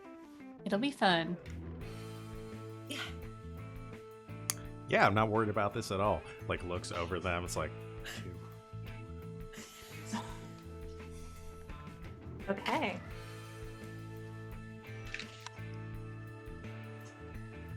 This is just something Sid wanted. Sid, I I'm can't sorry. believe you've done this. I knew this was gonna happen. So, Honestly, this makes the scene Mhm. much more interesting. you have a couple of drinks, mingle a little bit, and then Tracy gets ready to start the event. She's got some tables set up. She's pushed a lot of the like reading chairs together and everything. It's kind of like a mismatch of the furniture and everything. Just several tables, 2 seats each, and a little timer in her hand. She draws lots, names for everyone who is here, and you all end up sitting at a table with someone who is not a member of your party. And for this, so I'm essentially gonna do like one of these for each of you. Not gonna have you all cycle through all these people because that would take 17 years and it probably wouldn't be as funny the last time. So let's start with Wynn. Okay. Come on, scene partner. Wynn, you sit down across from. This is where I do the mental math of what's going to be the most fun for me personally. Okay. Wynn, you sit down across from a woman. She is very tall, probably pushing 6 feet. She is sort of pale. She's got long black hair. She's dressed very casually. She's wearing jeans and a V-neck t-shirt. And you can see at first, it looks like her skin is a bit like discolored, like patchy. You've seen her from across the room, but then as she sits down, you can see in a couple of places she's got these long, they look almost like scars, where they were stitch marks. Her skin looks like it's stitched together. Frankenstein. And the timer starts. She smiles. Her smile's a little crooked, and she has two different color eyes, one blue and one brown. She says, "Hi, I'm Gabby." Hey, Gabby. My name's Wynn. It's nice to meet you. Nice to meet you too. So, are you local? Yeah, actually. Well, I grew up a little bit north of here. Lived in the area my whole life. How about you? Well, she kind of looks down at her like patchy arms. I'm kind of from all over. It's a little. Oh, yeah, little joke. Yeah, I get it. Yeah, I gotta be just kind of honest up front here. So, a friend of mine is actually here.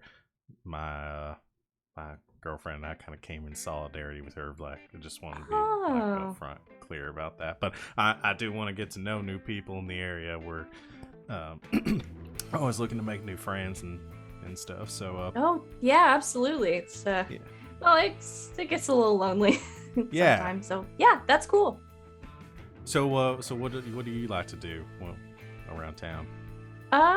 Well, I mean, I'm kind of homebody for the most part. I watch a lot of movies, play a lot of games, that kind of thing. I like to, have folks over for board game nights and stuff. Board games, so a lot of like video games, like dice and things like that. Oh, both. Yeah, I mean, I do video games too. If I'm, feeling up for it. Yeah. Are you into that kind of thing? Yeah. So my girlfriend tried to get me into some of the like board game stuff, but like the dice and the I never really clicked for me. I do play some video games. Just got a Nintendo 64 a little while ago, and then I got the retro, Xbox. cool. Yeah. Retro. Also, never played them as a kid. So, Really? Yeah, but I think it's a lot of fun. Yeah. What kind of games do you play? Oh, all kinds. I mostly like RPGs and that kind of thing. But I can get on the FPS every now and then. I'm not that good, but I think it's fun. Oh, I'm not either. I keep getting. I'm terrible, but yeah. Well, there's a new Halo game coming out, so I gotta, get up on it, I guess. Yeah, I got on that, started playing. I was like, apparently it was 5 or 6 others of them I've just never played before, so I'm going back and trying to play those now. That's cool. Grew up kind of out of the loop a little bit, unconventional. Well, that's cool. I mean, yeah, if you and your girlfriend are into board games and stuff, and your friend too, maybe we can, hook up, have dinner, have a game night, that kind of thing. Yeah, that sounds like a lot of fun. We need to hang out with more people. We keep doing the same thing, so it'd be nice to like change it up a little bit, do something new. So Sure. yeah, definitely. And I Well, think after about the- that time, the timer rings. Yeah. Well, it's good to meet you. Yeah, you Good luck. too. Win, right? Win, yeah, win Right. crowd. I'll catch you guys later. Gabby stands and rotates. Meanwhile, Victoria. Sitting down across from you is a figure a little androgynous, short, thin, blonde, pixie cut, wearing sort of an old jean jacket, some pins on it, and boots. They sit down across from you, and as the round starts, they look a little intimidated, just in general. And they say, "Hi, I'm Lennox." Hi, Lennox. I'm Victoria. I was a psychic as well as a telepath until recently. So, yeah. Cool. I'm and you can see as you talk to them, they're making eye contact with you, kind of studying your face kind of intently. It's a little complicated, kind of a shapeshifter, but I'm a doppelganger. Oh, all right. That's So, pretty cool. I'll warn you up front. I have a real problem with slipping into other people's accents. I'm not mocking you. I swear, it's just kind of a genetic thing. You know, some people have that problem. I understand it with the thick accents. It does happen. I also have to warn you up front. I'm here for a friend. My boyfriend is here with me as well. So no pressure. We are looking to meet other people in the area. So, yeah. Honestly, that makes me a lot less terrified. Oh, good. Yeah, we're just live in the area, and we have a lot of friends who are would be a part of this group. Angels and demons and everything in between. Wow, that's really something. Yeah. Dang it, I'm sorry. It just sticks. No, it's all right. It's all right. I mean, honestly, it's hard. My uncle's from Jersey, so sometimes slip into his accent when we're talking as well. That's another one that really gets me. Yeah. Yeah. So what are your interests? Well, I'm a student at OSU. Getting ready to graduate. It took me a little longer to get my degree than most folks. I'm a little older, but yeah, I'm getting ready to graduate. And well, I wanted to be a teacher, but talking in front of a bunch of people is not easy. So Yeah. we'll see. Yeah. I did a little bit of coaching, I guess. I was on the cheer squad, and I help out in the summers for some of the younger kids programs around. It's not easy, but I mean, do you feel more comfortable when you're someone else? Taking on a persona or something? I mean, I guess it depends on the someone else, but yeah, it's kind of fun too. Mm-hmm. Yeah. I always Sure thought could. about going into theater, but oh, no thanks. No, too much pressure. Yeah. Well, what do you guys like to do? Your boyfriend's here? Yeah, it's the blonde over there. We watch The Bachelor and play a lot of board games, work out. He's pretty into video gaming. I do a lot of reading, or at least I used to. I love to read. Yeah, Yeah. I've pretty much read everything under the sun. I had a lot of time on my hands. What piques your interest? I like a couple of different things. I really like fantasy and stuff. I was big into Lord of the Rings as a kid. Oh yeah, Um, yeah. Could you make it through the Silmarillion? Finally. Yeah, a couple years ago. Yeah, no, that took me a couple times to actually get down. That is a very thick tome. It's dense. Dense. Yeah. How about Game of Thrones? I did like it. Yeah, I actually I was one of the people that enjoyed the show quite a lot. I thought it was fun. Yeah, no, I was just Nice- waiting for nice that to see last those, book. Yeah, well, we'll see, right? Mhm. Sometimes I wish I could have gotten in a room with him to sort of peek in his mind and see if I could get the ending, or what he was thinking. You know. That would have been sweet. Yeah. I think around that time the timer goes off. Well, all right. Real nice to meet you. We'll talk later, I guess. Sure, sounds good. Thank you. Yeah. And Lennox gets up to switch. Immediately forgets their name. Aw. I forgot it. I think I'm sure everyone has a badge, right? Oh yeah, they got name tags on. For sure. Hi, my name is. So that was Gabby. That was Lennox. Sally. Sitting in front of you. With a name tag that reads Edwin, but is a very tall, sort of muscular man. He has green, like a deep green skin and sort of patches of like scales, big finned ears, a little bit of a longer hair kind of pulled back in like a low ponytail that almost has the texture of like seaweed. And he sort of leans on the table a little bit, and you can see he's got webbed fingers.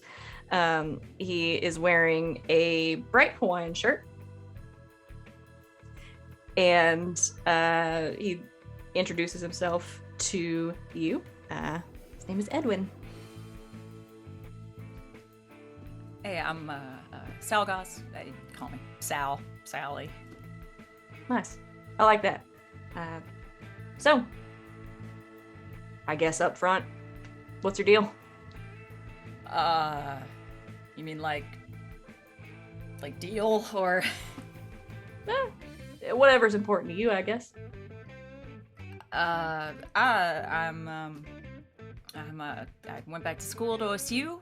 I'm gonna start working for the museum soon. Cool. And I used to be a demon, but I'm not anymore. It's a long story. Wow. Don't hear many of those. Yeah. So you're what? So- Human now? Basically, yeah. Wow.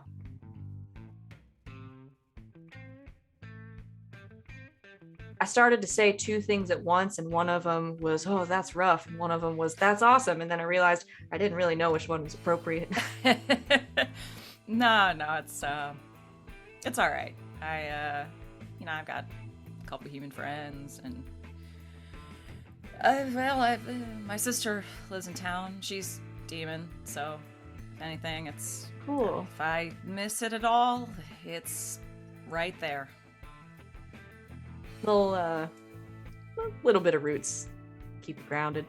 Yeah. Nice. What about you?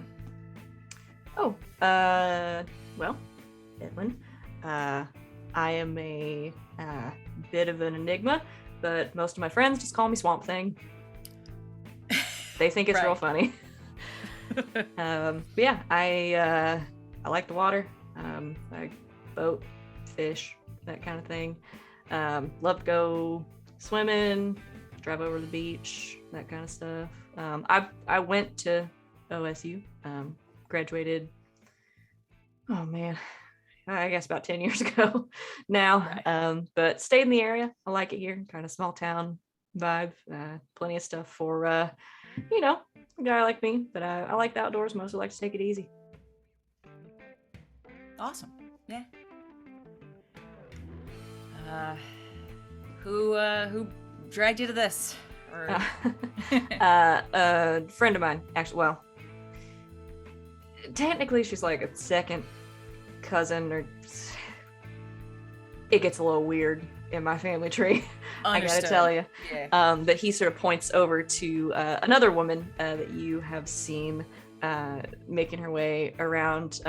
She is built much like him, sort of tall, but she has a very dark, like red hair. She's wearing a blazer and jeans, and, like tall boots. She's got this real dark, like blue skin. Same finned ears though. So that's Ruby. It's my cousin. Cool. Yeah. So you're going to school? Yeah. It's figured it was about time, and well, since I don't have, another 500 years on my hands, might as well, figure something out. Yeah. I like that. Kind of a, I always try to live by taking advantage of whatever circumstances I find myself in. And right now I find myself a man who was born in a swamp in sort of the middle of Georgia.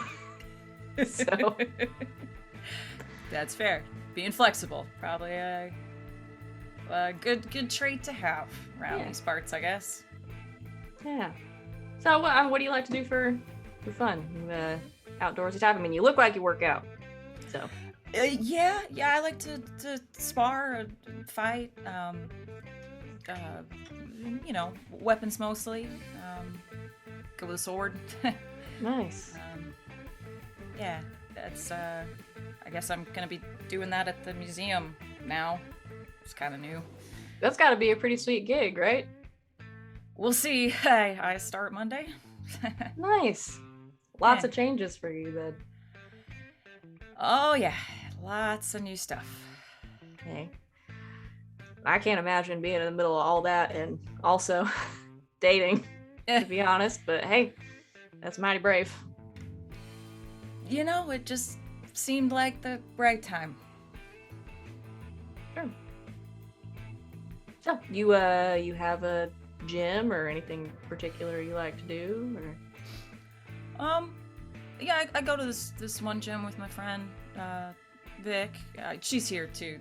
I kind of wrangled her and her boyfriend into being here for moral support. You must be very persuasive. I don't know about that. I feel more they felt a little sorry for me, so nice enough about it. The best kind of friends will when you need it. Yeah, that's true. Well, the reason I asked, I got a buddy who runs an MMA gym downtown.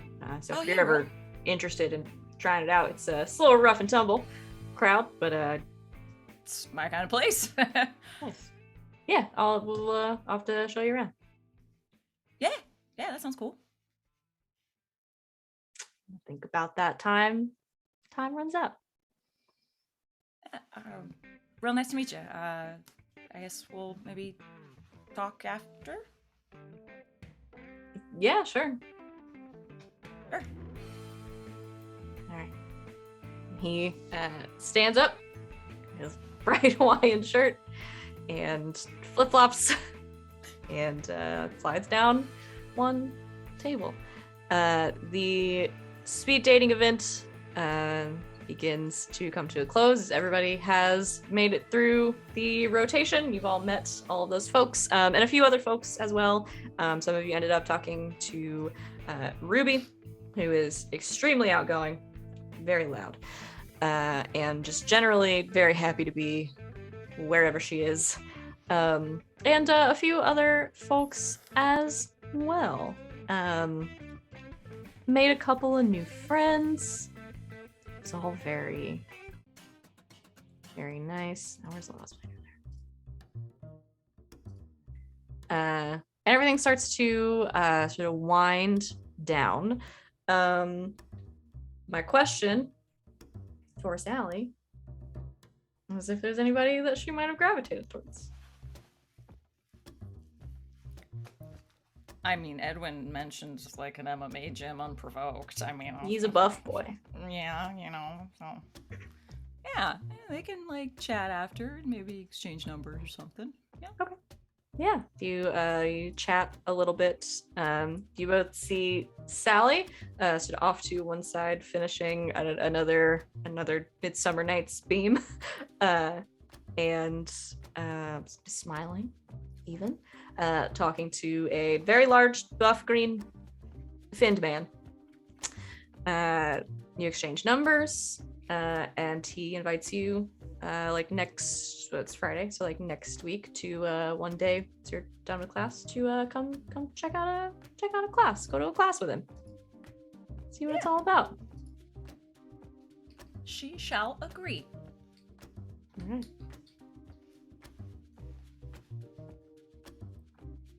And everybody starts to clear out. While she's over there, if Victoria and Wynn want to talk about her behind her back, I mean, feel free. Okay. When Victoria is like gets up to the bar and gets a truly. Yeah, a truly. Sure. Just randomly. Tracy went all out for this. Mm, The bookstore is doing very well. yes.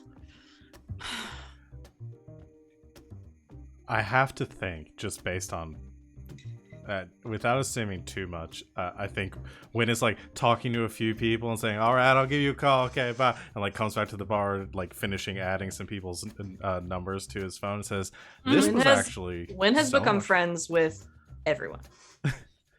This was actually so much fun. I have so many cool people to like talk to now.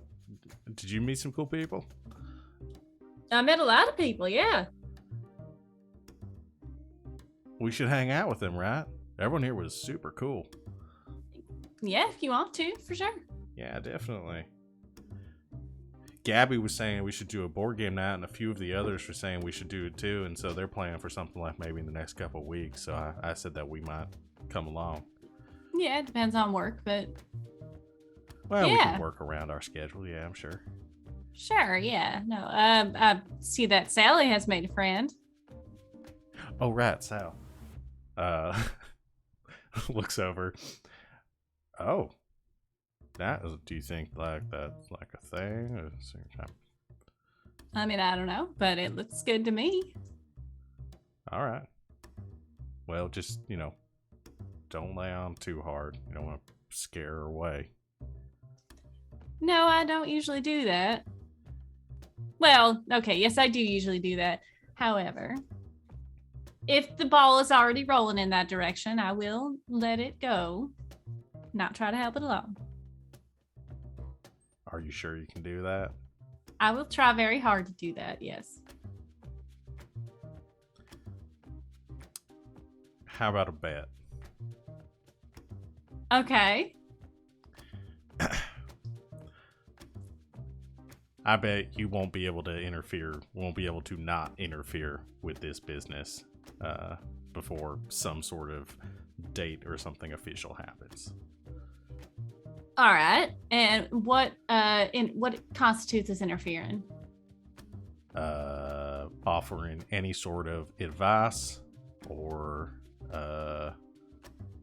telling Sal what to do. But I can ask questions? All right, counselor. If you start asking leading questions towards this, I'm going to no. advice. All right. College grad. I'll take that bet. All right. I win.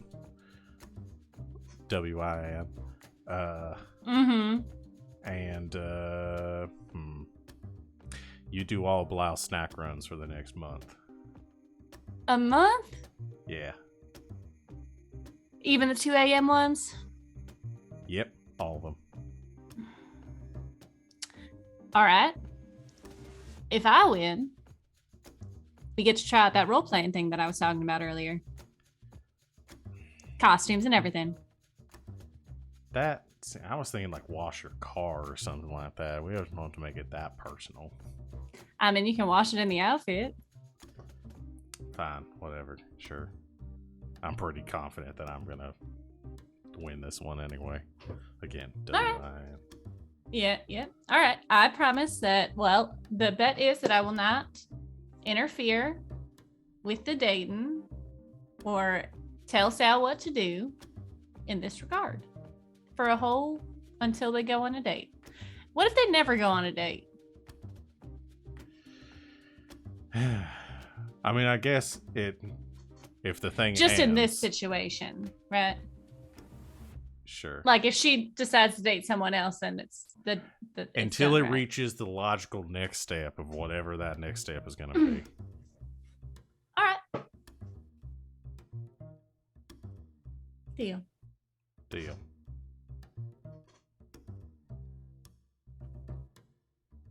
Sally, you say goodbye to Edwin and make your way over to your friends. Hey. Hey, sorry about all that. How did it go? I was great. I've got like 15 new contacts. We're going to hang Mhm. out in a couple weeks. Yeah. Wynn made a lot of Great. friends. Cool, Yeah. that's good. Mhm. You meet anyone? I mean, like, kind of looks back at Edwin. Yeah, maybe. Nice. He seemed nice. Yeah, he's real chill. He invited me to an MMA gym. I mean, can't say no to that. I was just gonna ask you about that. I want to start doing MMA. Great. Yeah, he knows a guy who runs one downtown, so we're gonna try to maybe catch a class next week. Oh, you know what? I might be busy next week, but just let me know. And yeah, Cool. good. I'm glad you had fun. Yeah. Yeah, this was a lot more fun than I expected. So, yeah, this was cool. Thank y'all for coming. I'm glad you had fun, but I'm sure it wasn't exactly what you were expecting to do on a Friday night. So No, honestly, I'd It's never fine. thought about coming to one of these things just to meet people. I mean, if you do something like this again, I'd love to come just to like make some new friends. yeah, sure. Totally. It's good to get out of the house every once in a while, you know. Wouldn't want to be too domestic. Wynn just doesn't even catch it. Says, yeah, definitely. Goes over Sal's head. Yeah, I mean, I'm probably gonna maybe grab a drink somewhere and head home. This one took a lot out of me. Yeah, me too. I'm getting kind of tired. Yeah. Yeah, we gotta grab some Taco Bell on the way back for Belial. Tell him thank you, too. He was quite helpful. Good. Well, I hope you have a good rest of your evening. You know, just let us know if you need anything. Yeah, for sure. Yeah, definitely. All right, we'll see you tomorrow. All right, bye.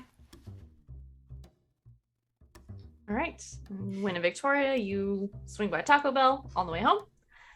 Lyle's very pleased with this turn of events.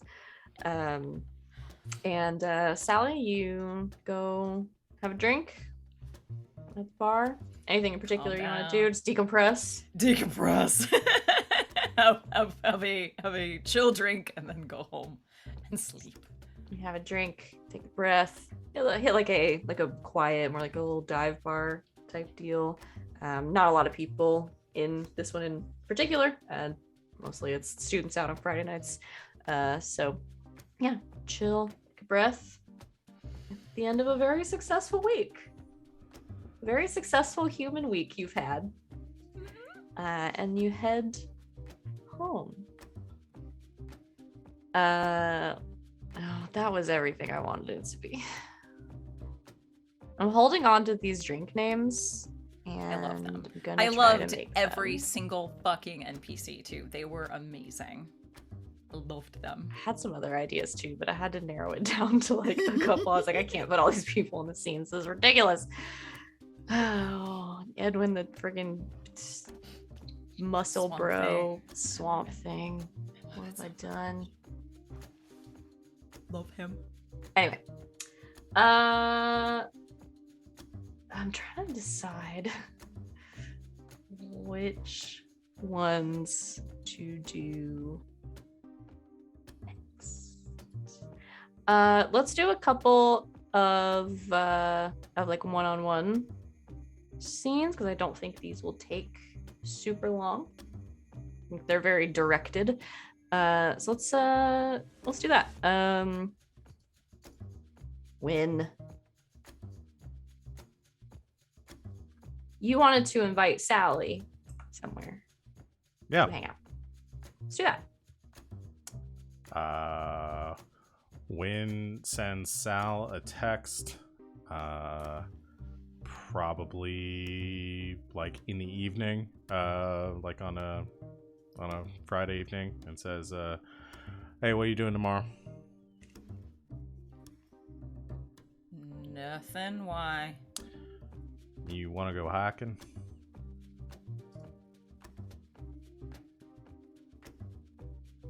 Is this a euphemism for something, or do you legitimately want to go hiking? I'm gonna skip over the euphemism part. No, yeah, hiking, like boots All right. and trees and. All right. Sure. All right, pick up at 5. AM? Yep. What the fuck? What? Never doesn't respond after that point.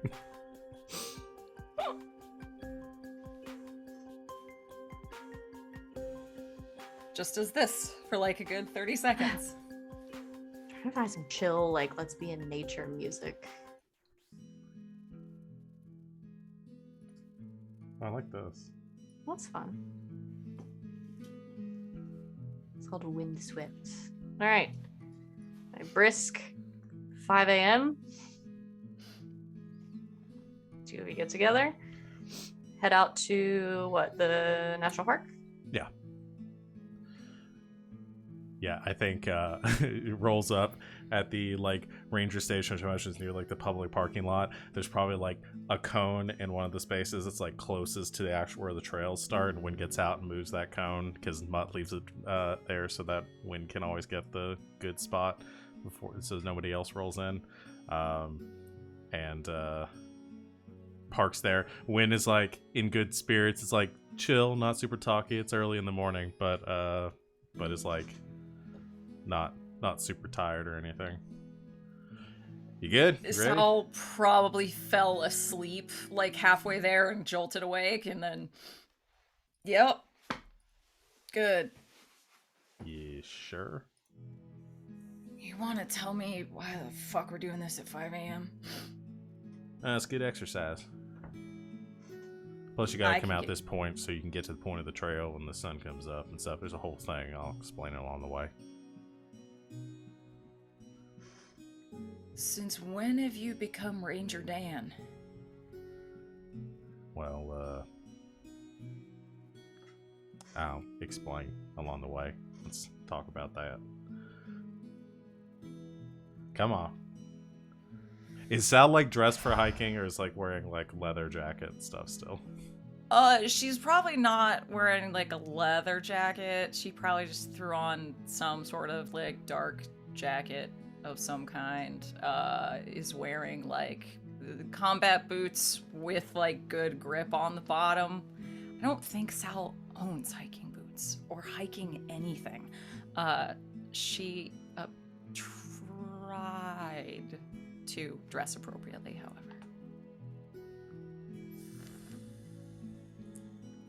All right. Get some good hiking in. Yeah, once they got on the trail, Wynn starts chatting a bit, and says, "Yeah, I've been coming out here pretty much once a week. Been trying to get out here for the last like 4-5 months or so. Why? Couple reasons. First, I just kind of wanted to, I don't know, get out of town a bit after I got my magic back.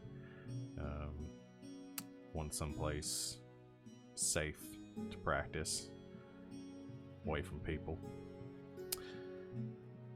But then I bumped into someone out here, and she started teaching me a couple things, and I don't know, I just feel more comfortable out here now. You met a witch in the woods. Yeah, kind of. I think she uses Wicca or Wiccan, sort of her preferred label, but witch, Wiccan, similar, I guess. Yeah. I know this is all kind of a bit dramatic, but I kind of wanted you to come out here so I could sort of explain some things to you. It kind of came up the other day.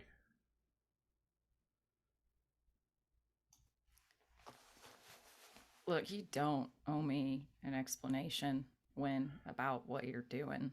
You know. Sal, I broke your arm. I think I owe you at least an explanation. And almost choked me to death, and I mean, there are a couple more. Yeah. Oh, wait, this is the spot. And Wynn actually like ducks off the trail and starts hiking in like just directly into the woods now. Gets caught in a branch, just like motherfucker. Tries to catch up. Yeah, so it's kind of hard to explain. Even I don't really kind of fully understand it, but so the magic I was using before, the stuff that you were worried about, the demon stuff, it's not really like that anymore, you know. This friend has been doing sort of a different type of magic, something a little less like volatile. It's like the word she used was primal. Comes from like nature rather than like angels or demons or other dimensions and shit like that. That sounds better. Yeah, for the most part, it's been nice, kind of having a connection to something that didn't feel like it wanted to tear my face off. Yeah. But I know that you're worried about it, and I've had this conversation with Vic already, and we've talked about it, because I know everybody was sort of worried that I was going to go off the deep end again. And I'm really trying to be careful, like not using magic for everything, just when it makes sense.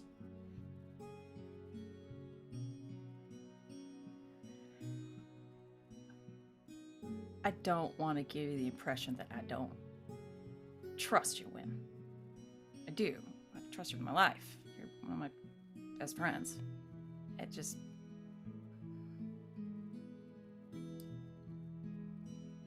We were worried about you. And I know a big change like that, and then getting it all back, no one would blame you for being tempted, you know? Yeah, I know. And I was, seriously. Honestly, I was at first, and those first couple weeks were kind of scary. I mean, I was just using it for everything. I just was happy to have it back and have that, part of me back, It wasn't until I started thinking about how it made me feel. You know, the high during, and then the kind of fallout after. It's intense. But with this and what I'm using now, it's different. It feels like tapping into something, I don't know, more natural, I guess, for lack of a better term.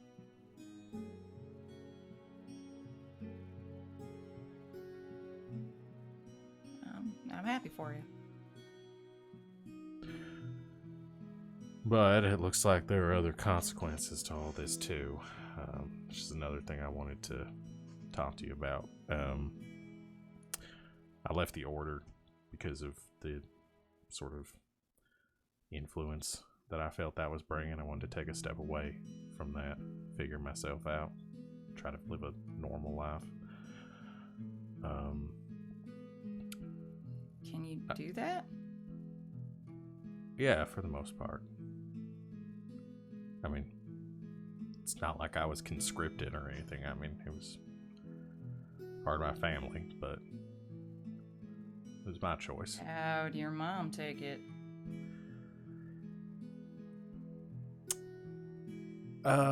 Visits have been awkward since.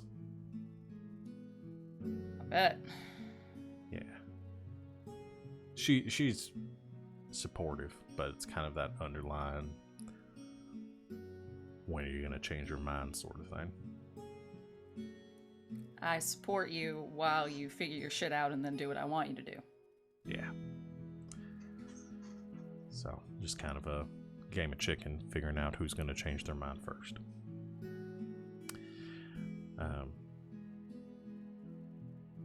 But yeah, I know you texted me earlier in the week, and it seems like you know what's going on with Dr. Dern a little bit. Yeah, a heads up would have been helpful. Would have I was saved me about 2 or 3 hours trying to bullshit on my resume, too. Yeah, that was a surprise to me. I didn't find out about that until the mummy night. But if it helps, I don't know how well it's going to make you feel, but she's not a member of the Order. She's part of a different group called the Conclave. Does Sal know anything about the Conclave? I don't think so. Okay. They're sort of like magical bureaucrats. Fun. Yeah, they sort of make sure that people that use magic are doing so responsibly.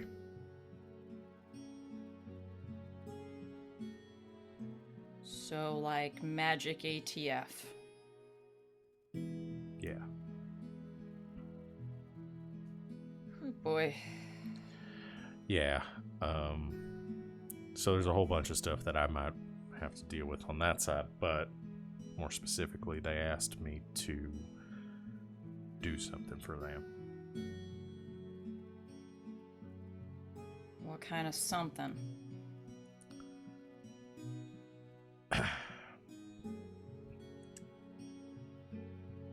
They want me to keep an eye on Sir. Why? Because she's a full-blooded demon running around on mortal side. That sort of thing's not super common. Sure, but anyone watching, even half-assed, would realize that she's my sister, and that's why she's here. Yeah. And they realize that. But they're still, I guess, concerned. And the way I see it, we're all keeping an eye on Sir anyway. You know, we've all been making sure she adjusts to being here. I don't see any reason that they're going to be worried about her. They'll get bored with it in a couple of weeks. Pretty much the 18th time I report to them that she ate 2 full-sized Meat Lovers pizzas from the Pizza Hut. Yeah. I think they're going to realize they don't really have much to fear. She's not here to bring on the next apocalypse or something. At least not on purpose, so. But I wanted to tell you, and I don't know, I'll tell Sir too, or you can tell her. I don't know who would be better to come for him, but if I don't do it, someone else is going to do it. And whoever they are is probably going to misinterpret a lot of what she's doing. No. Nah, you're right. That was the right move. So, I just didn't want to keep it a secret and have you get pissed off at me later on if it came to light. The only reason I took a few days Also to the right figure it move. out is because I was scared, so. I don't have claws and super strength anymore, so. You still are better with a sword than I am, so, I mean, that just comes from several hundred years of experience, so. yeah. And I don't know, maybe you'll get maybe you getting angry at me would trigger your superpowers to come back and punch me through a Think wall that's or it? something. I get pissed enough, I'll like Hulk out or something? I don't know. I don't know either, I hadn't tried it. I don't want you doing it on me. I mean, it's fair, yeah.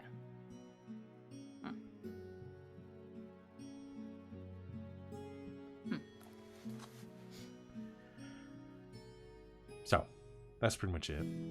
I just wanted to explain things.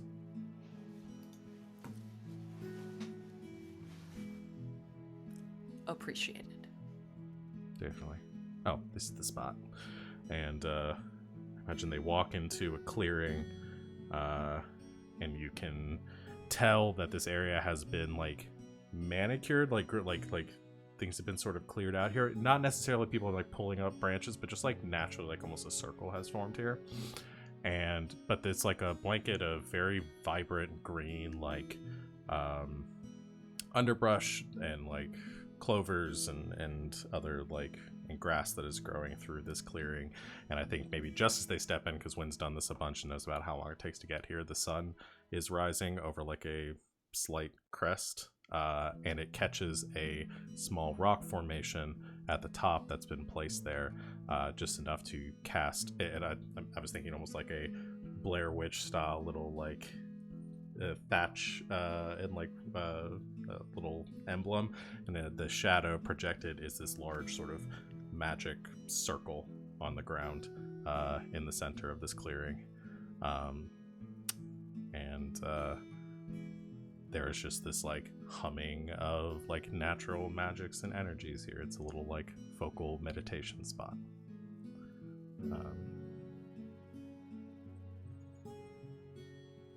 I mean, that's pretty fucking cool.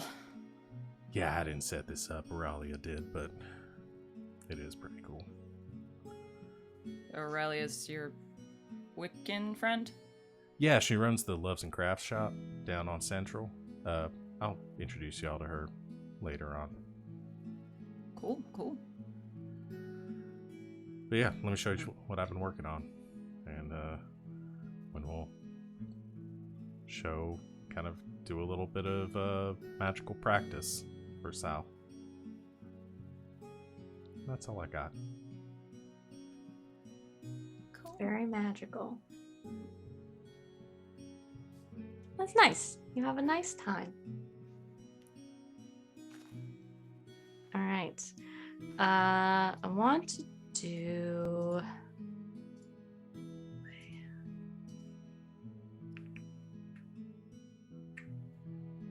I think I'm gonna save Loves and Crafts for next time.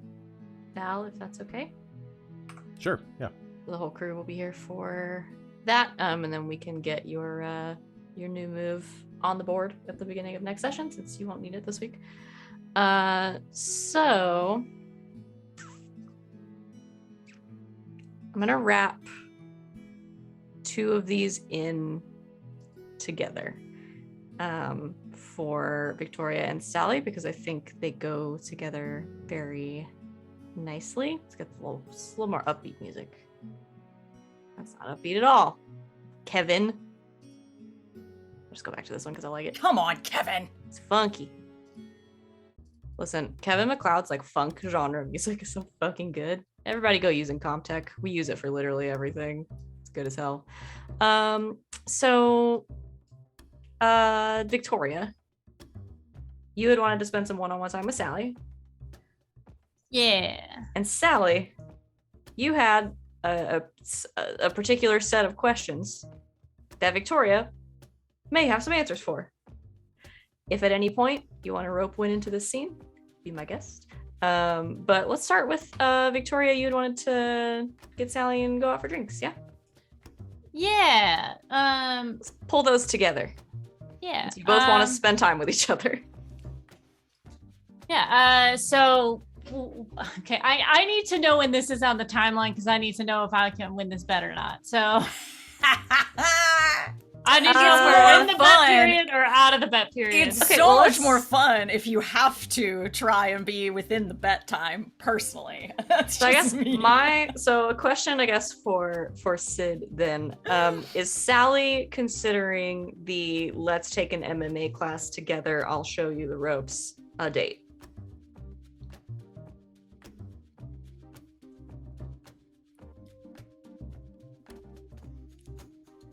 That's how it came off to me. That's why I was like, oh, easy. Oh, I I'll know. do a week. No. But I Wynn would want to not know. consider that. I want to know if Sally thinks that this is an offer of a date. It's very ambiguous, and I did this on purpose.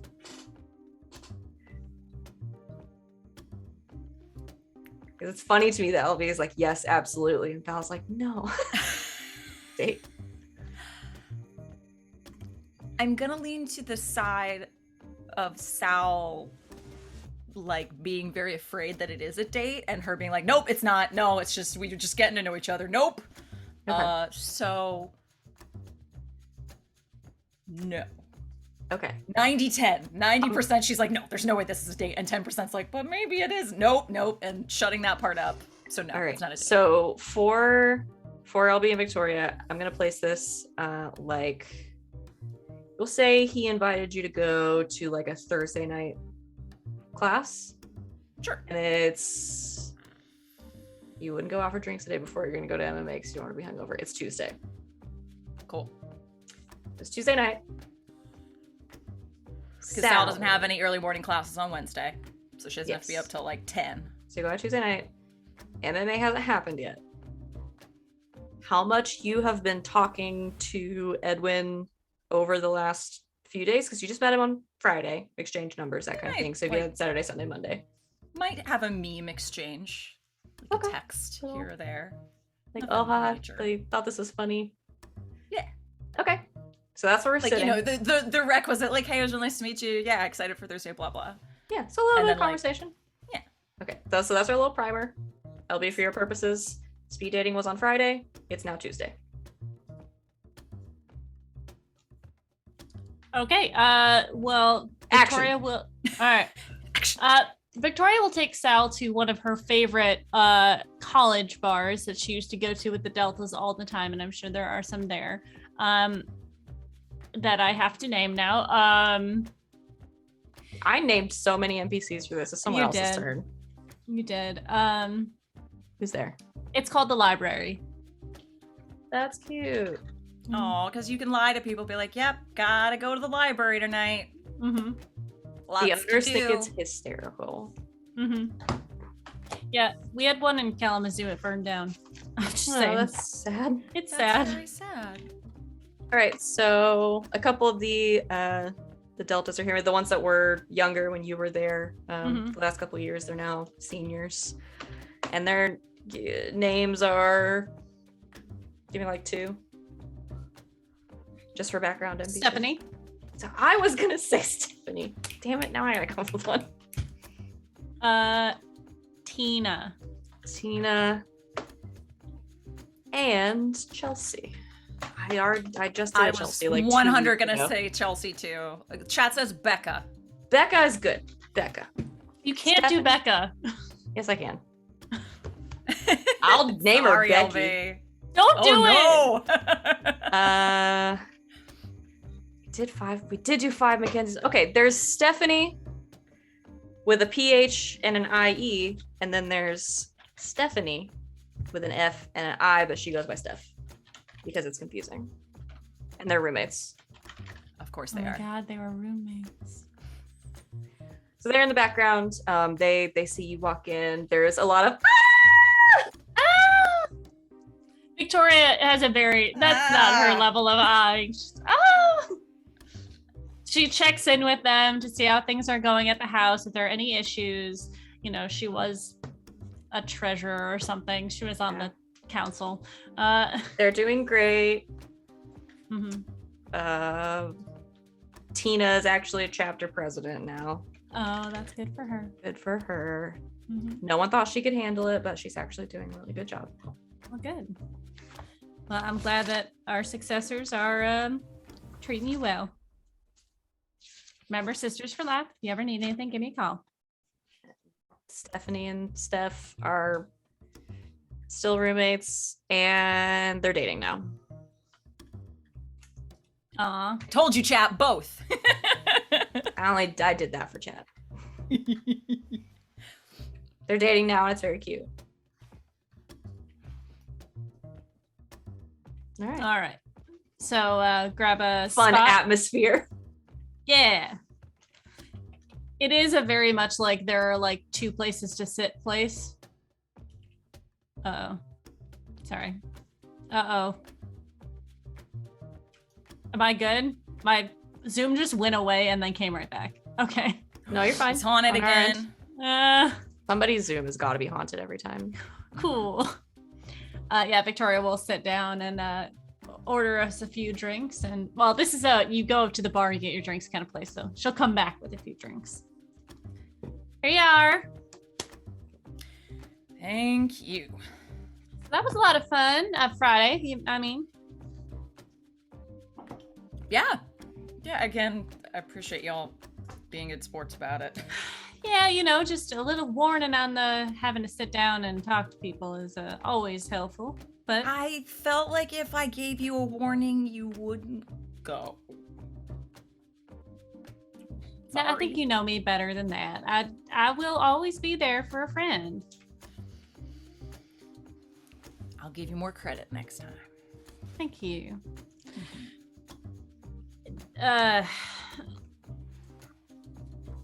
The people that Wynn's been talking to seem really nice. Yeah, it was a lot of really cool people. Yeah. Mhm. Yeah. Gabby seemed like a hoot. Yes, she was quite intense. Yeah. Yeah.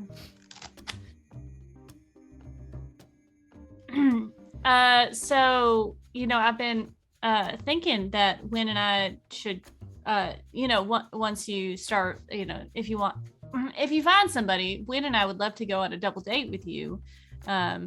Both, just to kind of take the edge off things and get to know your friends. Sure. Yeah. If you know, anything gets started or whatever. Yeah. I'll let you know.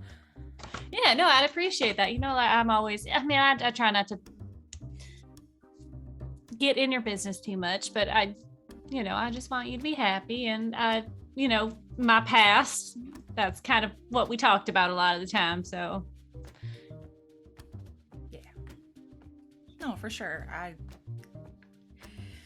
As stressed out as your, you know, matchmaking kind of made me on occasion, I know it was coming from a real good place, so I appreciate it. Absolutely. And if you ever need to talk about any relationship stuff, just ask me. You know, I've been in plenty of men's heads, so I can probably give you a little insight. Yeah, I mean, that's fair. You've seen a lot of insides of brains, so that's Yeah. I mean, hence why I haven't dated anybody until Wynn. I don't blame you. Oof. for sure. I'll let you know. All right. So anything else going on? Not much. I had my first day at the museum. We will how did fill that in go? once that goes in. Yes. Yeah. Oh. Insert scenario here. Yeah. Insert appropriate response. Cool. Yeah. Classes are going well? Yeah. Gearing up for midterms. Yeah. Yeah, my uncle, the one at the agency, he was talking about me getting into more hand-on-hand combat stuff, and I know you and I sparring is really good, so but I did think MMA would be a lot of fun because it's a lot of kicking and not just punching. I am very small. Oh yeah. It's No. hard to... Oh no, that's great. Like, I mean, like BJJ too is like great for people our size because it's not about strength. It's about like utilizing the other guy's strength. And I am talking way too much about this, so I'm gonna stop. But yeah, no, absolutely. I'm sorry, I just got lost. BJJ, I don't know what that is. Brazilian jiu-jitsu. Yeah. It's, oh, all right. No, it's real great. But yeah, they're gonna. I mean, that's sort of the basis for a lot of MMA is that. So I mean, yeah, you'll definitely get a lot of that. So yeah. I mean, I'll let you know too. Like, we're doing the thing Thursday, so like, sort of like what a thing general... are you doing on Thursday? Yeah, I was gonna go check out the MMA gym downtown with Edwin. Yeah. Right. I'm sorry. He was at the thing, right? Yeah. The tall, big guy, really. Oh yeah, bright he shirt. was really muscular, wasn't he? He was a good-looking man. Yeah, he is. Yeah, I mean, I feel like he can probably handle the class, so, Yeah, well, that'll be fun. Let me know how that goes. Yeah, for sure, yeah. It should be, it's like a beginner's class, so, nothing too bonkers or anything, so. Right, but it'll be good to get hands-on. Yes, but it would, let me know what the gym's like so that maybe I can go there too at some point. Yeah, for sure. I'll look at like, like membership packages and like if they do like a class per or whatever. Yeah. That sounds great. Thank you. Mm-hmm. Anyways, I'd like a random question for you. Uh-huh. And if this is like, like a weird question to ask, just let me know. But like,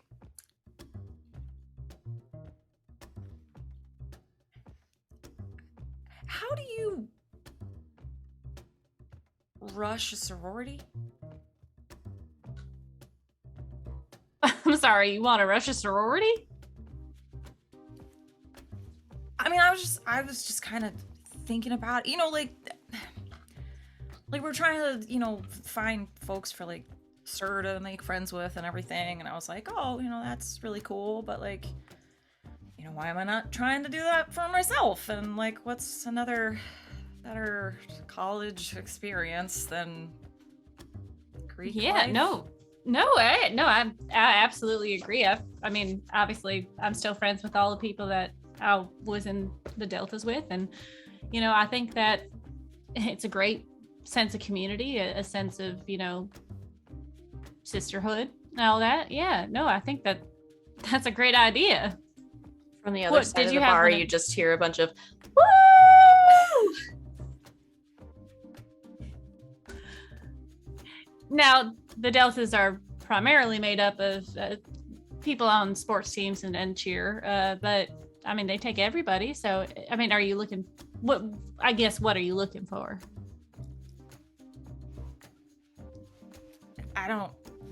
I mean, I guess that's kind of why I'm asking. Like, I wouldn't even know where to start. I just know there's like 14 different ones at OSU, and so. Yeah, no, well, I mean, I can give you a list and kind of what their primary goals are. Some of them are more focused on community things. Some of them are more focused on, sports teams or, volunteer and that sort of thing. But really, Russian is, you just kind of pick where you want to go. And then you're going to go through a week of, telling stories. Well, depends on which one you're Russian, just honestly. I don't know. Isn't it Hell Week? Isn't that what it's 1 week? I wasn't in a sorority. No. I only play without TV. No. It's like the entire semester. Fraternities are very different. But Well, the also, rush. They go Isn't on the for rush only a longer, week? though. Oh. That's Rush where week you is a choose. That's the one where you Yeah. get selected by one, and then it's like a couple months of hazing. Hell. Yeah. yeah. Okay.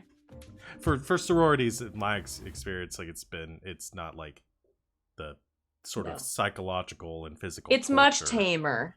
It's tamer. But yeah, It's learning a very complicated hand and like Yeah, you have shear to and things. keep your board Lots with of you at all drinking. times. Where's Lauren when I need her? Yeah, you know. I know enough. I had a lot of friends who were in sororities, so Mhm. my roommate freshman year was in a sorority. Anyways, yeah, no, there's a lot. She'll go into a little bit of what she had to go through at the Deltas, anything that she can share. Now, a lot of it is veiled in secrecy, and there are some things you can't tell anybody. And so, but yeah, it is a process. It is a commitment. There's a lot of events that you have to go to. You don't necessarily have to live in the house depending on which one you're going to, but there's a lot to it, but I think it's worth it for sure. I mean, my best friends are all Deltas. I'll say also, because I think Victoria would know this, there is sort of a, like, because general rush happens like before the school year starts for freshmen. There is sort of like an off-season rush, which usually happens like in the before, sort of in the interim before the spring semester for like non-traditional students and like students who are starting in the winter, which is like more chill. So that would be sort of what Sally is angling for. Blah. Yeah, I mean that probably is a little more my speed. Yeah. Well, we can take a look and we can go online and try to see which one might be the best fit for you at some point. Yeah, sure. Yeah, I will say in our line of work, you're going to have to figure out a lot of lies to not be at things. Yeah. I'm thinking the whole non-traditional student thing might get me out of at least a few things. Yeah, probably, but there are things that you have to do. All right. Embracing the humanity and all that. Right, but I mean, it's a good way to get in with a group of friends and all that. So I think that's a great idea. I don't know how Sir would do in that situation. Rigid rules and all that. Yeah, we said some of them don't make you live in the house, so I figured I'd probably still like keep my apartment and Yeah. Yeah. Can I ask you a fair question? Yeah, sure. Is she getting better? Yeah.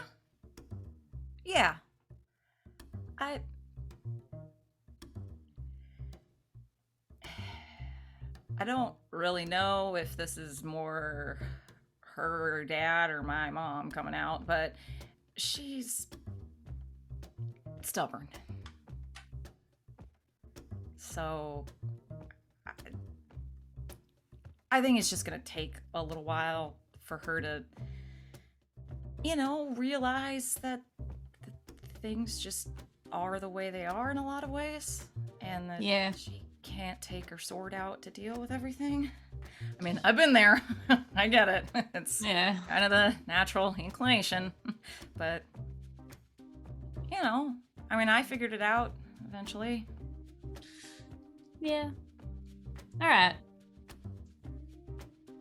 She's just been really asking to hang out with us, and I don't know. Like, I like her just fine, but I think she's more of a work friend than a friend. And I don't know, it's kind of awkward when she's around Wynn and myself. She just is. I can't put my finger on it, but there's something. I don't know. She seems to not understand what a friendship is and what it entails as far as it comes to, close friendships. I mean, to be fair, this is probably the first time she's ever really encountered that idea before. Not a lot of That's true. real close pals in the Hells. Yeah, and I'm trying to give her a break on it. I'm not, it's just something I've noticed. Hopefully something I just don't want to, I don't want to have a talk with her about like where the line is, what friendship is. I just wanted to make sure that, I don't know, she's just, she's just your sister. Has she said anything or done? No, but I just get a weird vibe from her when she says she wants to hang out with me and Wynn on our date nights. Like, I think that's a little like overstepping. Like, we're having a date night. Like, you don't want to, like it's our time together alone. Like, it's our time together alone here, Yeah.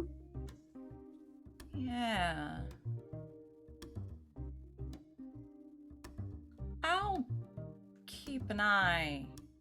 Just give me a look when you get that vibe coming and I'll check it out. It's just really weird for me without being able to actually read people's emotions and minds. It's like I just have that like barrier, especially with people I couldn't do before. I mean, a little bit, but it's hard for me to read people sometimes. I gotcha. It's kind of like walking around with one arm tied behind your back. Yeah. Exactly, and I cannot wait until all of that is done and go back to just knowing what people are thinking. Sal kind of nods and quietly drinks her drink and kind of looks off a little bit. I'm sorry, did I say something wrong? Nah. I'm glad you can get back to normal. Oh, I'm sorry. Nah, it's taking some time to get used to, that's all. Have you looked into maybe seeing if there's a way you can get that part back?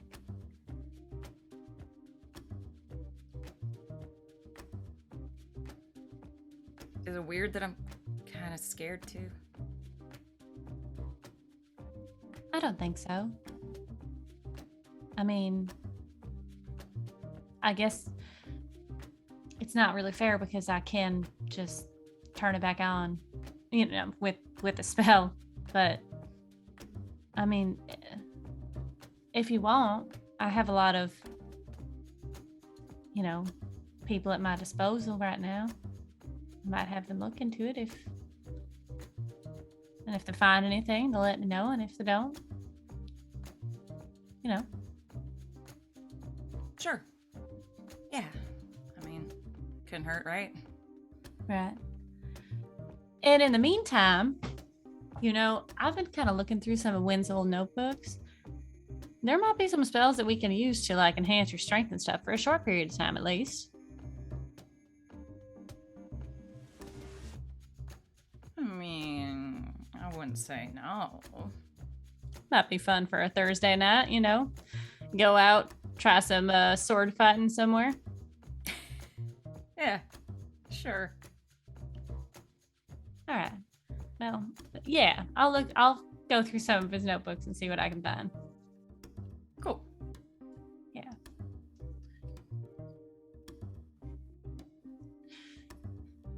How about this place, right? I don't really get the music. Okay. I have a very quick aside, like as Victoria comes home. Just like a very quick statement that Wynn makes, and I think it just like, unless there's something you want to do before. Well, I don't want to steal your thunder if I think I know what you're about to do, so go ahead. It's up to you. You can do it if you want to. No, go ahead. I want to know what you wanted to do, though. Well, I'm not going to tell you if you have something to do in place of it.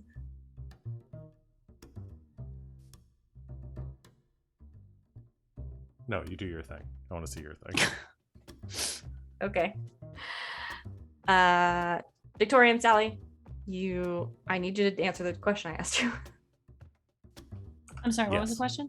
Not you, Wynn.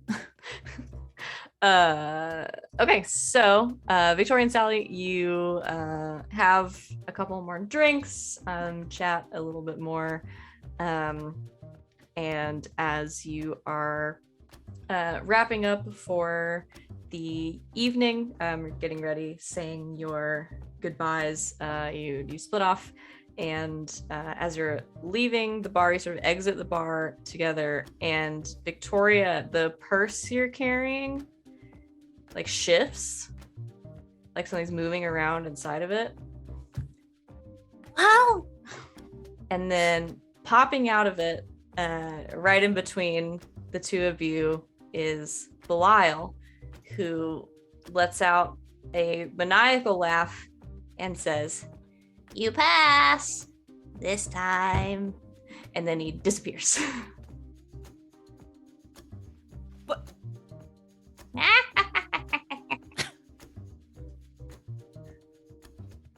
What the hell was that about? That was the weirdest thing I've ever seen. I have no idea. Is Wynn spying on me? I gotta go. Oh, glad you passed? Mm-hmm. I'll see you later. Text me.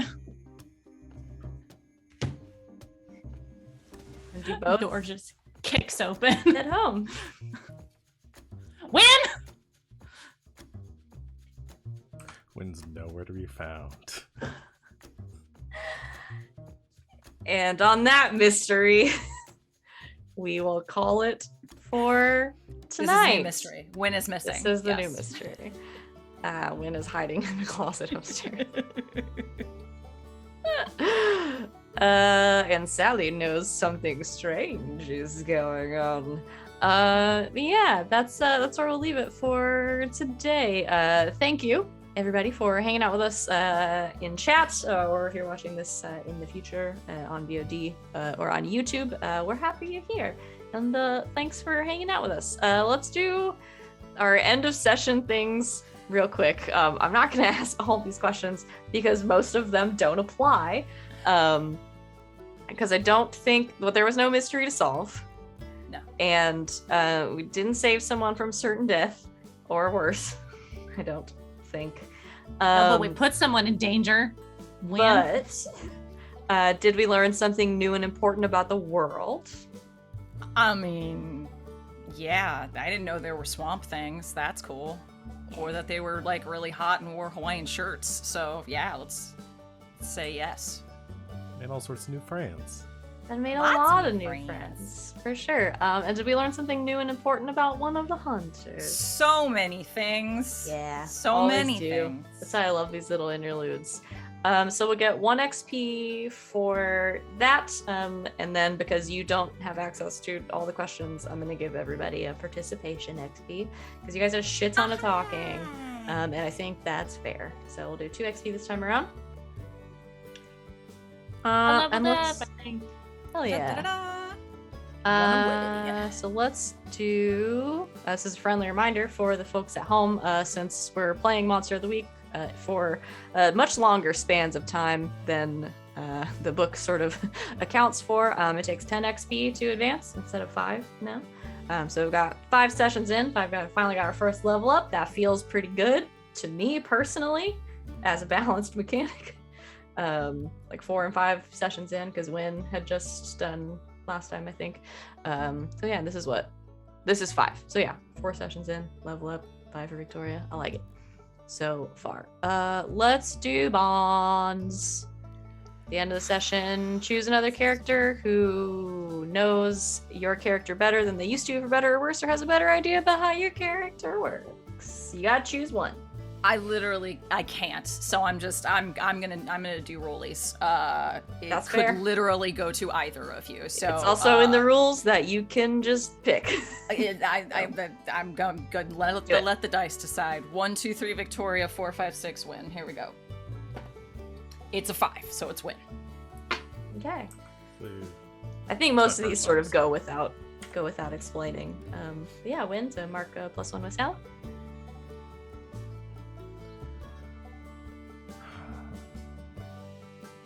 I could Allie. go. Oh yeah. I could go either way. I'll go with Victoria this time though, because we had that whole scene Ooh. with Sal, but also I have 4 with Vic now.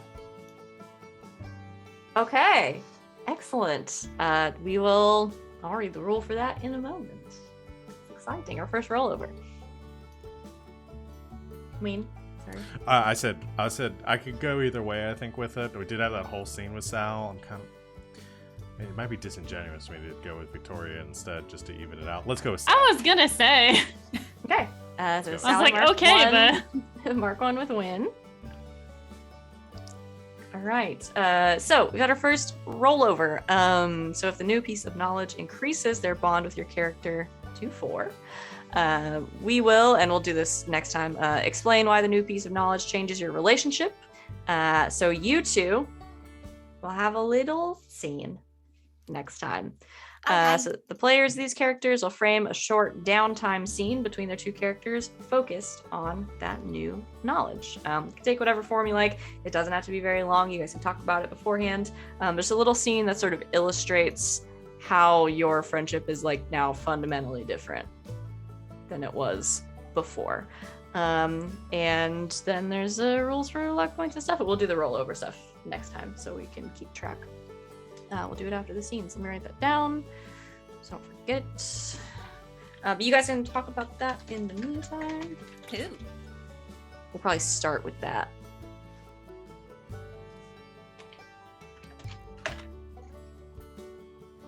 Okay. Spawns. Let's do stars and wishes.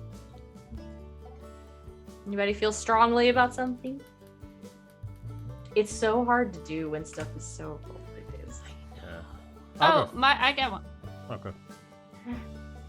All right, I'll go. I'll just do quick. My star goes to Savannah for making all those great NPCs and doing the back and forth with all of our characters. That's hard work. And my wishes, Victoria needs to tell Wynn about. I think this is a back in time thing. Victoria needs to tell Wynn about her slip up to Sal. Yes. And have that on the other list. things. Okay. But that I think that would happen like the day after it happened. That's not something she would keep. Sure. I can only do so many things with the timeline when the descriptions you guys send me of I your scenes know. is so vague. Yeah. So when you send me a message that says Victoria talks to Wynn, I go, okay, I'll put it in somewhere. It was at the end of the last session. Sorry, I thought I explained it. Yeah, no, that is on there. That'll be one of the things we start with next time because I don't want to get into the next mystery without sort of hashing that out a little bit because I think that's a nice little nugget.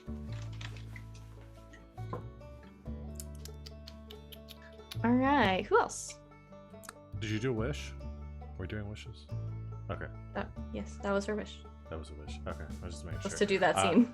Okay. Sorry, my brain is shutting down. Star goes to LB for making the grappling with the bet everything that I wanted it to be, and very uncomfortable. So I'm looking forward to more of that. And wish is going to be to codify the wish that I made at the beginning of the session, as I said I was going to, which is way, way far down the line. But I have to see a big graduation gone wrong thing when Sal and Sir get to that point. Just like full Buffy action at the graduation. Yeah. That would be so fun. All I about have it. I have to give Sid kudos too because I know that she was purposefully not telling me things to Yep. make the bet harder. I can see Yup. it in your face. You Oh bitch. yeah. I was just hoping that she was gonna like Yeah. ask for advice and stuff like, well, what would you do or something. And There was Nope. some real finessing going on during that. Oh, it was scene. great. And I wanted the question about like asking about rushing to seem like she was about to ask a relationship question, but not. And so, yep. It was fun. It was a lot of fun. Well done, everyone. My star goes to Albie and Val for going through the speed dating, because both Sal and Sid sprung that on you all. So thank you. And my wish is I want more of this like clandestine organization stuff to really fuck things up. I'm excited for that. Okay. Because we seem to have it like pretty cleared up. Like we've all been very open and communicated with each other, but nah, I want it to fuck shit up more. All right. Nat is going to put a pin in this this session that we've got. So once again, thanks to everybody for hanging out with us today. Thank you to my lovely players for all of the work, especially that goes into these kinds of sessions, because it's a lot of heavy lifting. I think on everyone's part to be engaged and do something like this, and that's why I keep doing them, because I think it's fun. So we're gonna start out next time with the couple of scenes that we didn't get to, as well as some stuff with Surza. Unfortunately, we will not have a session next Sunday. Val and I will be with family for the holiday, so I will not be available to run the game, and Val will not be available to play. But we will be back in 2 weeks, Sunday, December 5th, at 4 p.m. Eastern Time, same place, same time as always. Anybody have anything they want to plug before we go away for the evening? Heroes in Training after this. Something's blowing up at the school, and the gang's gonna go check it out. It's gonna be a lot of fun. Very exciting. So yeah, coming out with this on LB's channel at 8:30. But yes, we will see everyone in 2 weeks for the next episode of Slaying 201 Full Cast. But until then, good game and good night, Internet.